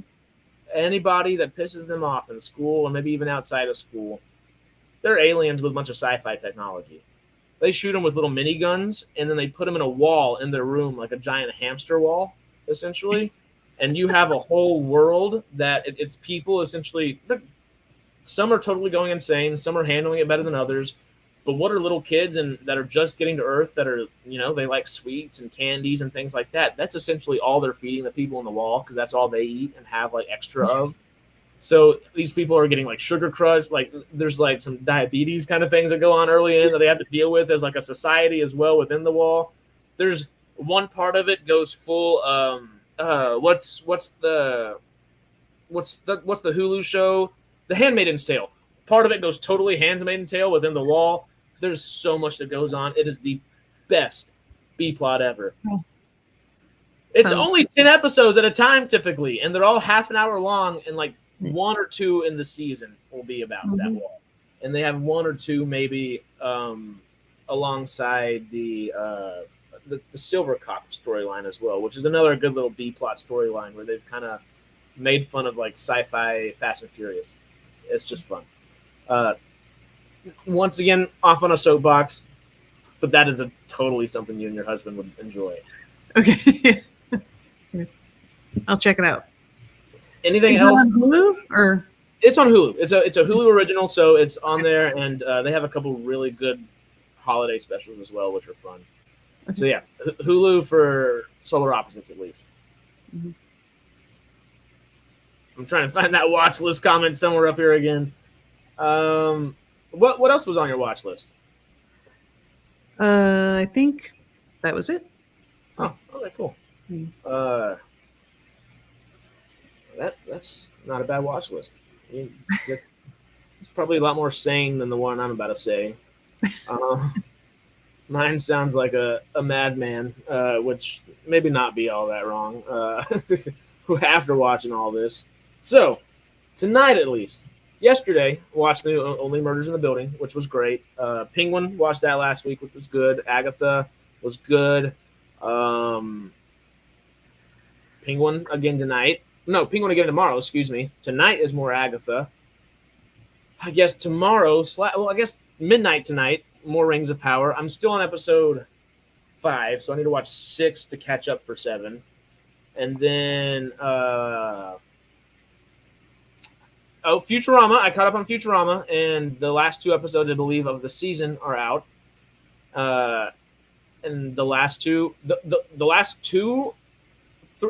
4 episodes I thought were particularly good for this season of Futurama. Did I miss anything by missing the first episode and a half of Fallout? And honestly, doesn't feel like I really did. Yes.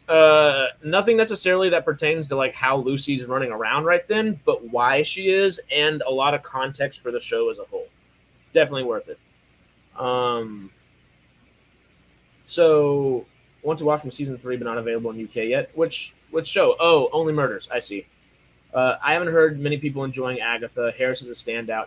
I've heard a lot of both ends, and I think the criticism and the love is valid on both points. I don't think it's an amazing show, but it's a damn solid one so far. And we've only got 2 episodes, so we'll see. Did you watch Agatha yet, Sarah? No, but I want to. Okay, I was going to ask I if you like were the witchy kind of stuff too, like you do. So check it out. Yeah. Give me a little Louisiana witchy, and I'm a happy camper. Okay, that's all my crazy TV, I think, for the week. Roll it back for movies. Saw Transformers 1. Absolutely amazing. Go see that if y'all have not seen it, y'all, because it needs more people to go see it. It's not doing well at the box office. I think I talked about most of the other things I've seen on Sunday. This weekend, though, if you're a fan of sci-fi and you're not going to the movie theater this weekend, you better have something good going on, y'all. Because two things are coming out. I've already got my ticket for one of them. And that would be Francis Ford Coppola's Megalopolis. Oh, yeah. Which, we'll see how it turns out. I have faith. I don't know if I'm going to understand it. I'm probably going to have to watch it 3 or 4 times to actually understand it, and I'm okay with that. Because it is Francis Ford Coppola, and I expect and desire the greatest from him. We'll see. The reviews have said it's messy, but the reviews also weren't good about The Godfather originally. They weren't necessarily great about Apocalypto originally, so on and so forth.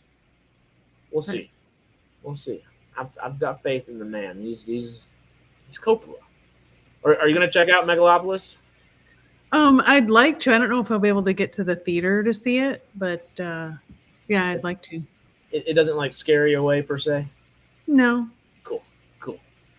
Because it scares people away, and I totally get it. This is the magnum opus we've been waiting for as like sci-fi fans of the fandom, franchises, whatever it might be, for decades longer than I've even been alive. I'm ready for it.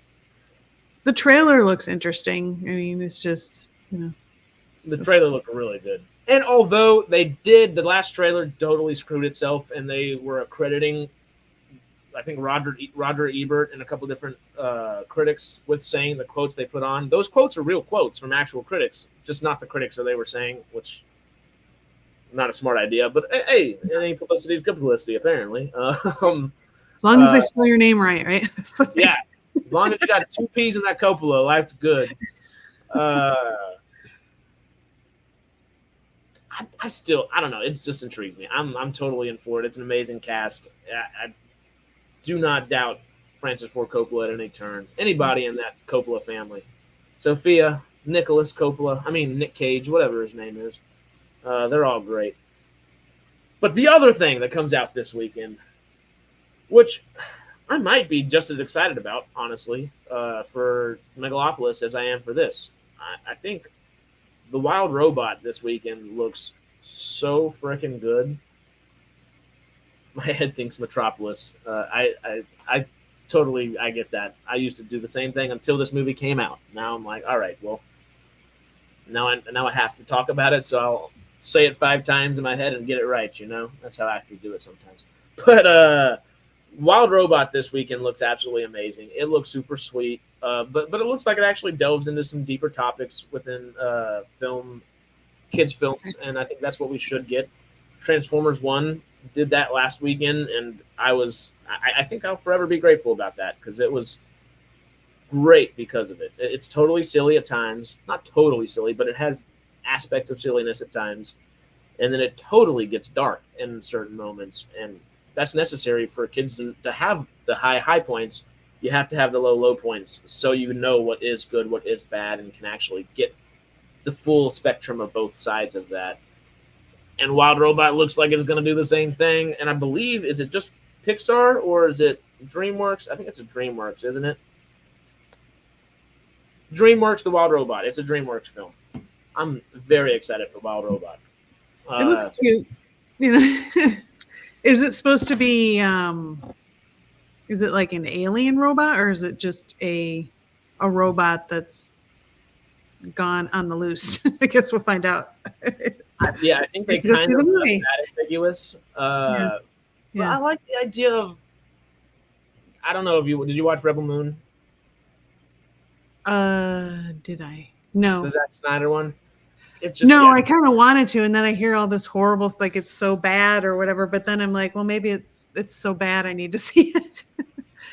That's kind of where I was at with it, and it's got elements of greatness. Most of Zack Snyder's stuff at least has elements of greatness. It kind of tends to dive too far into the deep end on one end or the other, and one end is always going to be the slow motion and just the over exaggeration of certain scenes that don't need that per se. Right. I like the director's cut better somehow, which is surprising.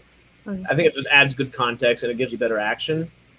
But there is a robot that is voiced by Anthony Hopkins in it, and I think that is the most easy thing to parallel with the Wild Robot, because that robot is super. At first, it gets into like a little military mode and it's doing its crate stuff, and then in the movie, it just kind of gets pushed off into the wild and does its own thing. And I feel like the Wild Robot can almost be that robot doing its own thing for a little bit, right. And then at the end of the movie, it comes back with like antlers and the crown of flowers, and you're like, how did this happen?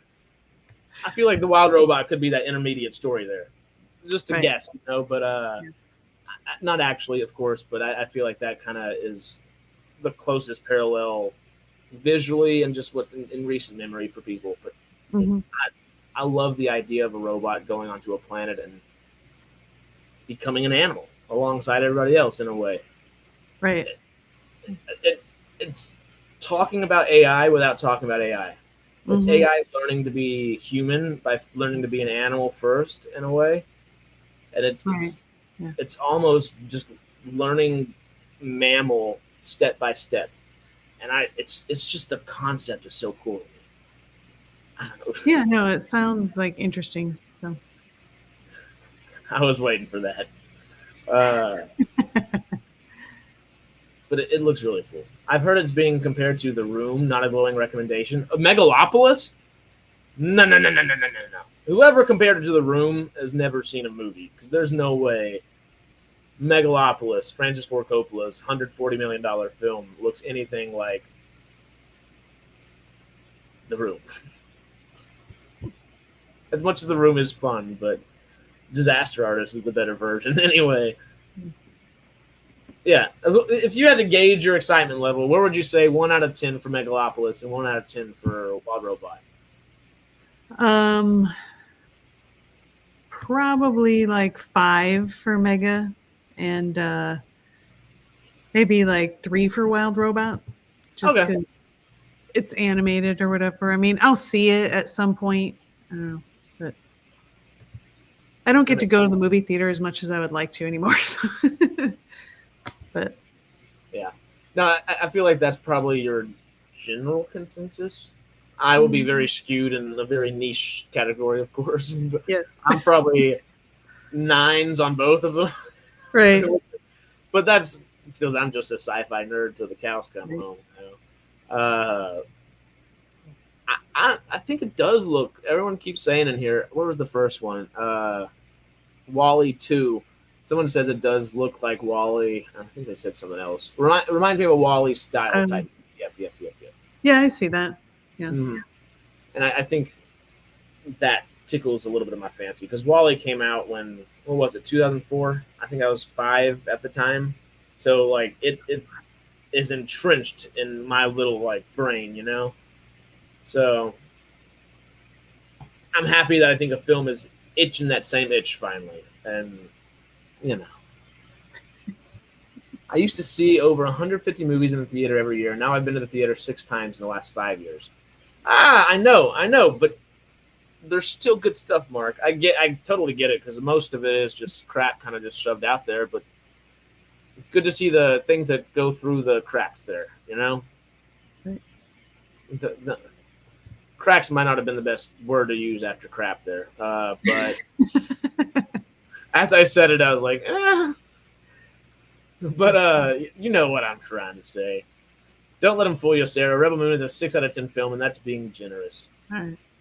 I'll have to see it just to have the frame of reference to talk about it. You know what I mean? I've got to like, so you got to put out like a Sci-Trek watch list. So like when we have discussions, everybody's watched the same stuff. Not insider news or anything like that for YouTube or anything, but just most people that don't have YouTube channels that are monetized and looking at stuff all the time, they don't get like the notifications sent to them all the time. Right. It's YouTube creators program or YouTube creators, one of the two. It's a YouTube like an account itself, and they release videos all the time. But they talk about how you can help yourself as a creator, and also like what they're doing as a company to.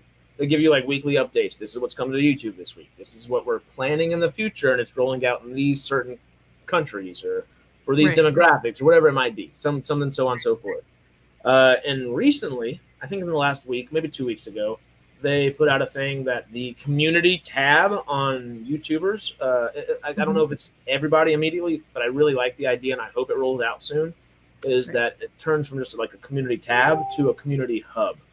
And your comment section is also going to be a community hub where, because you're a YouTube member, your comment will at least, I think you can kind of gauge it. You can say, put members first, put certain members will be able to highlight a particular comment. Like from the Sci-Trek kind of point of view, we can go on there and pin a comment.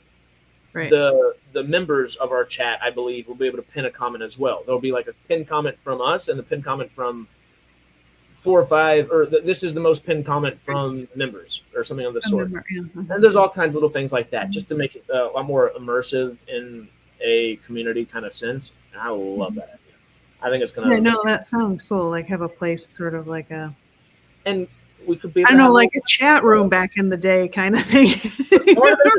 Part of it's totally a chat room. And I love the idea. I think they're trying to do Discord inside of YouTube to a degree. Oh, yeah. I got to get on Discord. I signed up, but I don't know. I got to figure out how to. I think I make it more complicated than it is. I'm sure it's like real easy. I just haven't delved into it. It is the most complicated thing you could ever figure. I've had it for years. I try to figure it out at least once a year, and I just give up. I'm like, well, I have it. I know I'm in a bunch of Discords, and if someone comments at me, like my name comes up, and I'll see it. Like, right. I don't know what it is. I get how useful it is. It's really cool functionality wise. Mm-hmm.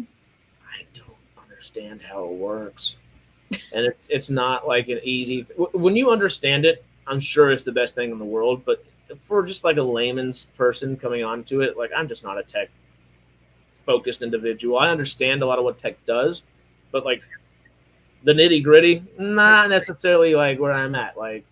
My husband's the computer nerd, so usually I should just ask him. He probably knows how to do it. I mean, my husband, like, I mean, the PC I'm using on my computer, he builds like gaming PCs and stuff, so he knows. But are you married to Henry Cavill? No. Have you been hiding this from us, Sarah? What's going on?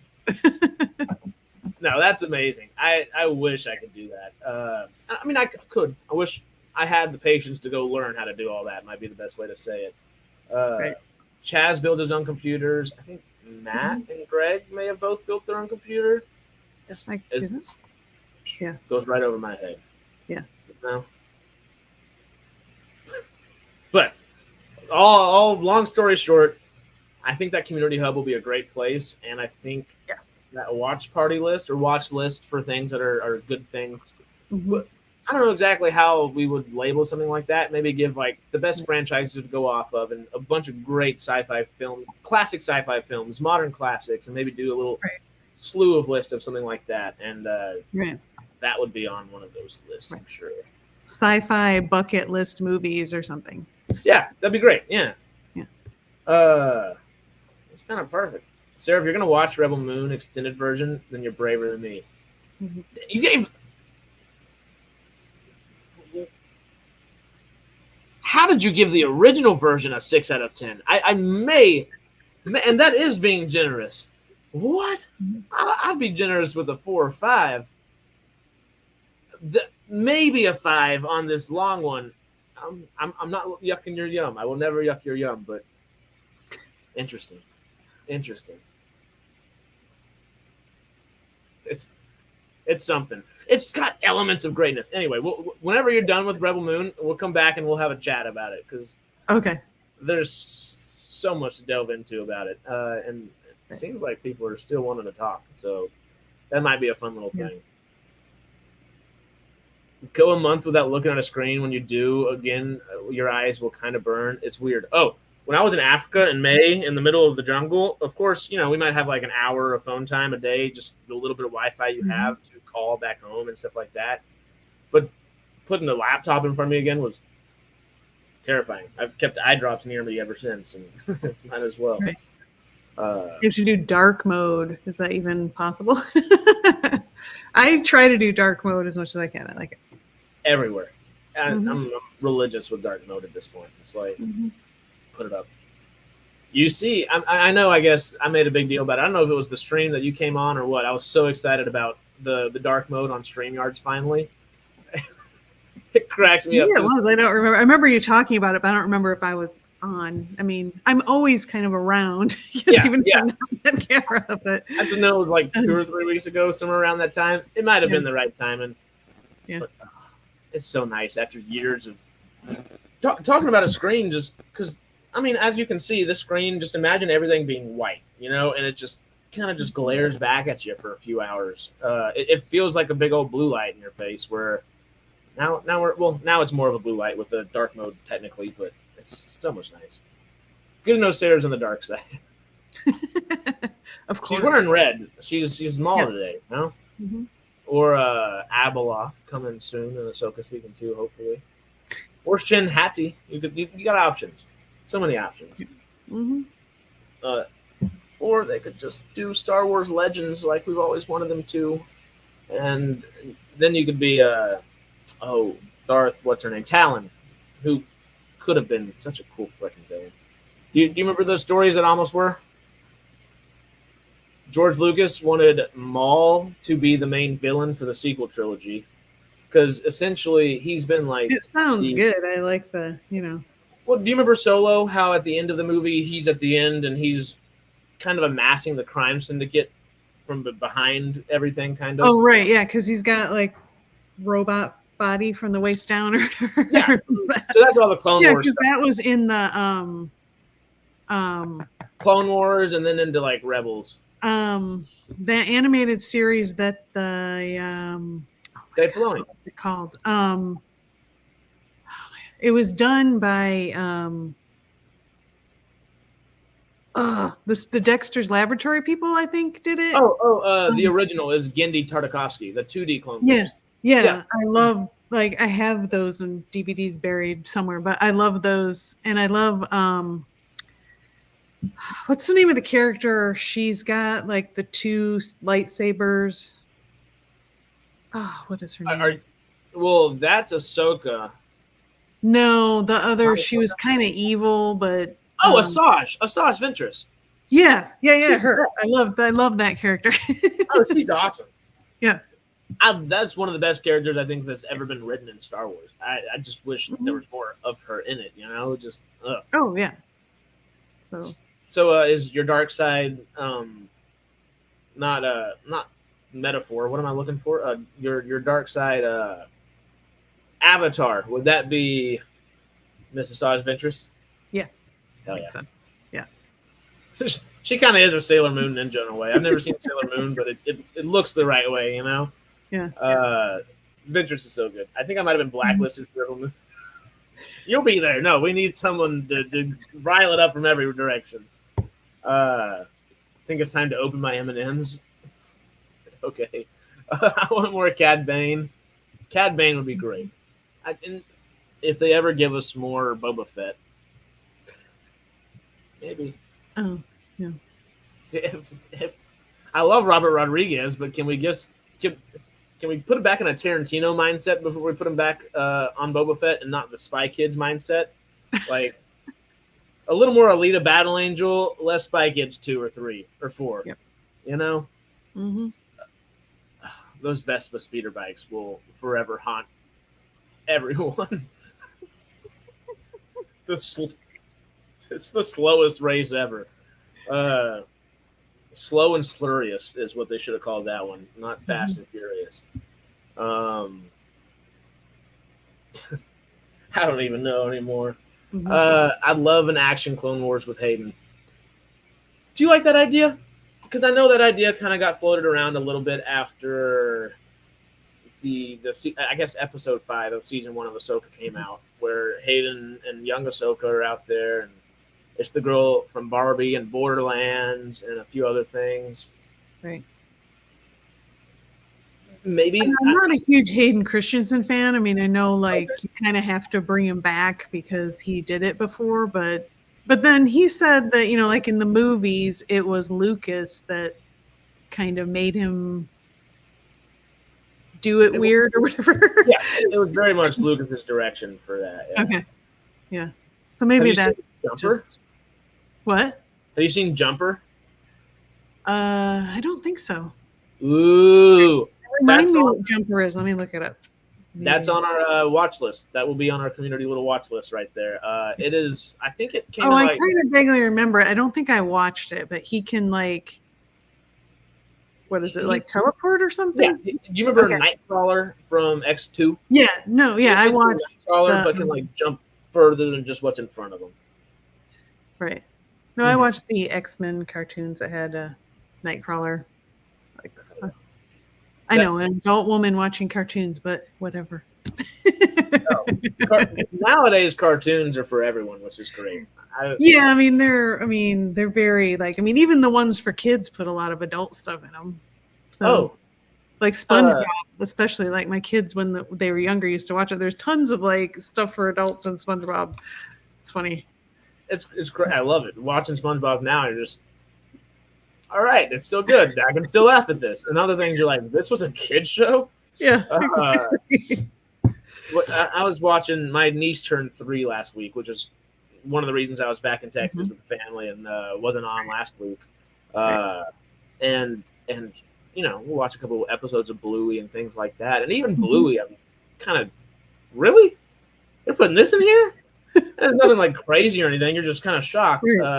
And one thing that was a pleasant shock, but not really a shock, just kind of that's interesting. It was completely an episode for the parents and not the kids, where Bluey's parents were let's clean the house, and the kids were cleaning the house as well. So you got to go clean your playroom, yada yada yada. And the parents immediately start Windexing the windows, and they're just bored as can be. All right, well we got to get it done, but we'll do it, And then they see the kids doing their chores in the back, and they're doing a little silly dance or a silly walk all the way through, and the kids kind of inspire the parents to say, "Oh, well, let's make our chores fun," and it's totally a episode for adults and not for kids. It's completely remind the parents that they can have fun too. And this just let the kids remember this episode, and it'll be kind of something that they did do that in 5 years, but it's not one my niece will ever remember. It's something that my sister and I remember, my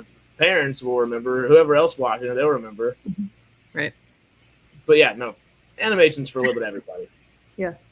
No, it is. Yeah. I'm 51 and still watching. 49 and still watching. I'll never stop watching. It's too good. Never grow up. The what? Never grow up. That's good.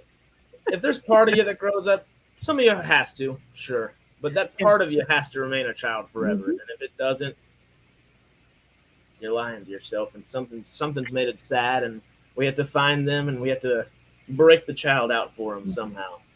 I don't know how we do that for those soulless folks. But because even the darkest, like gothiest, emo-ist people, I don't know the right terminology for it per se, but like even like the grungiest of folk, you know, God, they love like childhood stuff and fun stuff. Like even if you're into dark stuff, you've always got Tim Burton, and those people love some Tim Burton, and you know I love all that stuff. I might not be dressing up in black and all that all the time, but I love me some dark stuff, some Cronenberg horror movies, body horror, every kind of horror possible, and then make me smile and I'm happy. You know, it's bring that kid back just for a second. We're there. Yep. But also, I'm 25. The kid's not too far removed, so that's not too bad. It's not too hard. Maybe in a few years. Yeah. Thank you for hanging out. We got 2 minutes till 2. I know we said 1:30, and we just kind of kept rambling, hour and a half, but we'll call it official at 2. Peter just came in. He just said hi. All right, we'll go in for another hour. Well, if we're gonna do that, I'm gonna have to do a J and like step away for a minute. We're gonna have to do that. I'm gonna smoke a J and come back in a minute. No, we'll cut it off at 2 hours and call it a day. This has been a blast. Thank you just for coming and hanging. I know we didn't do our normal thing, but this is a blast. I don't know if I had much to talk about, but no, actually, I like doing this. It's cool. I mean, you know, during this time of day, like I have time, so it's fun to do. Well, thank you as always. You know, I can ramble on like nobody's business. So thank you for making sense of the rambles and helping me make sense of them and bringing in some damn good points. Because I might have rambled for a good chunk of it, but everything you said was, I think, pertinent and helpful. All right, good. And Carrie, thank you. Thank you, Carrie. I would say Harris thanks you. Sidetrack thanks you. We all do. Thank you.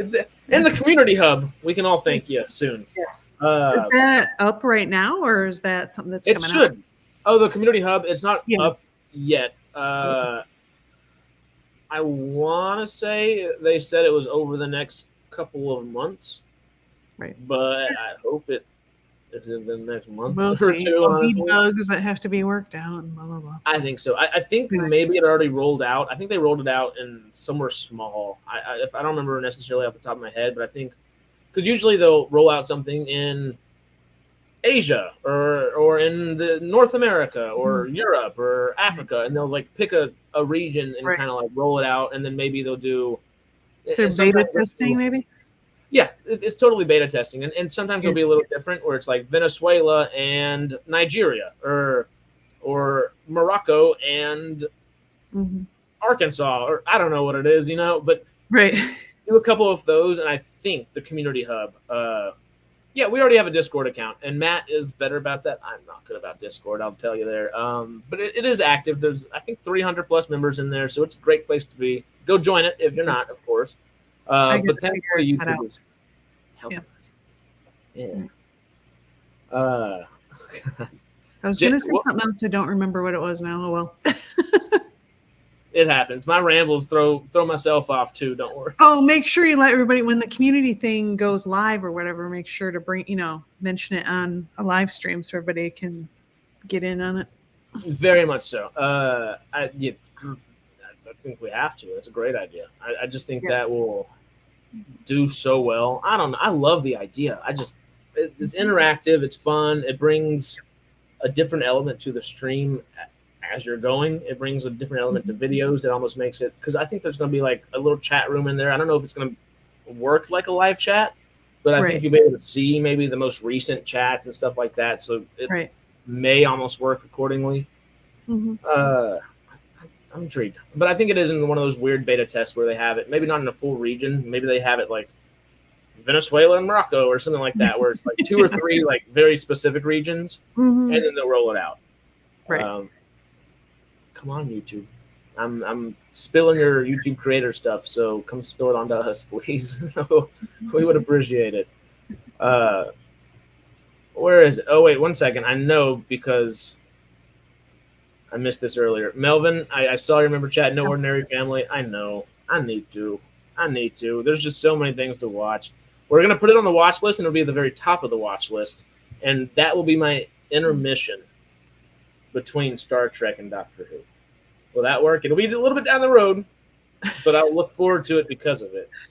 Yeah. Something of the sort. In other words, Quest shouldn't hold his breath. But keep reminding me. I will do it.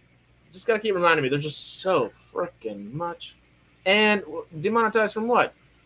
What we do? What did we say? Did I say something crazy? Anyway, I hope not. I don't even know. That's bad sometimes. You don't even know what you said half a second ago. Harris, I watched the new show High Potential. My thought on this new show is that it will not get renewed for a second season after 1 episode. Aw. Because High Potential is Caitlin Olsen, right? From It's Always Sunny in Philadelphia, I believe. I'll do a quick little Google. I've seen promos from it. It looks new. Yeah. It is the one with Caitlin Olsen. I really liked the Mick. It was only 2 seasons, but it was totally her just doing another It's Always Sunny thing, but not. This one looked like it's her getting back into drama, and she's a great actress, first and foremost. So I was excited about the drama aspect of it. But I guess I watch an episode and form my own opinion, but I guess I've not seen too many great things about it, which is kind of a shame. I was hoping it'd be good. Because you'd hope all the It's Always Sunny people all do well in their own ventures, because it's just such a great show. Mm-hmm. But slowly but surely. Not everyone can buy Wrexham with Ryan Reynolds and get on that good of a route, you know? Oh, Red Dwarf 2. The Boys from the Dwarf. I don't know that one. But yeah, Red Dwarf 2. That one, yep. I want to watch that. I don't know where you can see it, though. I got to look into. That's a great point. While we're looking at it, Red Dwarf, where to watch. Okay. So BritBox, you can get it just fine. Roku channel, it's free with premium subscription. Amazon Prime, premium subscription free, and Fubo as well. Okay. Amazon. Good little options. Mm-hmm. Yeah, Amazon's the way to do that. Mm-hmm. What happened to the Odyssey and Stargate? I don't know if I'm the right person to ask for that one. The Odyssey. Oh, you're talking about the ship. Right? No. Yeah, I think it is one of the ships, but I don't remember. I think it's. I'm pretty sure.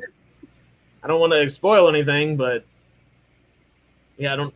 That's the thing. I don't know how to like spoil that kind of question or anything, because if you don't know what happened to the Odyssey, anyway, watch the show and you might learn, and then let's talk about it right after. You know. Mm-hmm. Smoke me a kipper. Oh, always. They're only half-hour episodes, so easy to watch. For Red Dwarf, okay. And Patreon link. Thank y'all if y'all joined, of course. Wasn't Odyssey destroyed in the first battle with the Ori? I just didn't know if we should say that if they're asking what's going on with Stargate. I mean, with Odyssey in general. But yeah. That's why I was confused for a second. I was like, what? Did something else happen? No. But we'll see. We'll see. Maybe they'll bring it back when Sony heralds in a new Stargate. Allegedly. Well, hopefully. We'll see. I don't know. Fingers crossed for it all. Just give us more Stargate. We want hashtag we want Stargate. Y'all know the deal. But that's it for me. I could ramble on more or anything else. Spoiler alert. 12 years, 14 years too late. But before we head out of here, you got anything else? No. Nothing? No, well, I think I'm good. What did we come up with? Is it Queen Lady Sarah or was it Lady Queen Sarah? One or the other. One Lady way of the Cat or something. I almost put that in, and then I didn't quite remember what it was, so I was like, I'll just. But I got to come up with some little like title to put under there. Lady of the Trek or something of the sort. I don't know. We'll find some cool thing. But y'all come back. We'll see y'all next Wednesday for Stargate Outpost. We'll see you this Friday, of course, for the Radical Wasteland podcast. And Sunday, we'll have your usual Sci-Fi Sundays. I don't know if we have any more scoops necessarily this weekend. If anything comes up, of course, we shall talk about it because they've been a lot of fun and they're doing well for the channel, and we've got a lot of great discussion going on the last couple of weeks. But if we don't have anything, it might be a debate week. We'll see. It depends on how everyone's feeling, if migraines are going on or not. But we've said the word a couple of times now, and we were talking about speaking things into existence. Maybe we'll see. New stuff coming soon to Carrie. Don't forget to go say hi to Carrie soon, and hopefully Carrie will be back on with us for Stargate Atlantis next Wednesday as well, and we'll do a full house with all four of us if we can, and that'd be a blast. I will be ready. Yes. Everyone's saying toodles. Love seeing you. So keep an eye out for us Friday, Sunday, Wednesday. Videos. I did see someone say earlier that we have not had as many videos come out. Part of that's on me because I've been out of town. Part of that is Chaz has been out of town as well, so he's not been able to edit videos. He's been a best man at a wedding and doing best man stuff for a week or so, and we're jumping back on it. You're immediately going to be getting, not immediately, but very soon in the next day or two, clips from that last stream this past weekend, and hopefully a couple other clips from maybe the week before and totally the week before that as well. I'm hungry if I'm starting to think about chicken strips and things like that already. It's a dangerous time of the day once it hits noon. By the way, what time on Friday do you go live? 10 a.m. Usually 10:30 is best time for Greg, but I think we went ahead and set it for 10 a.m. this week. So shooting for 10. And we will see you all there on the Radical Wasteland podcast. And again, on Stargate Outpost, following that, Sci-Fi Sundays. You know the deal. We know the deal. Life happens. Thank you all. See, Peter is so much more understanding than Melvin. Psst, psst, psst. PST time. Oh, PST. I thought you were going psst. But yeah, PST time. Pacific Standard Time. Thank you all. 10 a.m. PST. 6 p.m. BST, British Standard Time there. All the above. BS time. BS time, It's all the UK and making us spill all of our tea and all that. Psh, BS time over there. Yeah. We love y'all. Y'all keep us talking about cool stuff. Y'all Brits. Keep us Americans entertained. And we try to do some entertaining back. I think we do kind of well in that aspect. But I like that we get to bridge the pond on a weekly basis. Sometimes multiple weekly basis. Multiple. How's the best way to say that? We get to bridge the gap multiple times on a weekly basis. There we go. Longer sentence. Got it out. Words sometimes.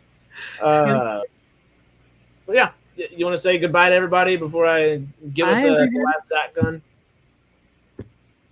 Well, toodles, y'all. We love you. We'll see y'all soon. Peace.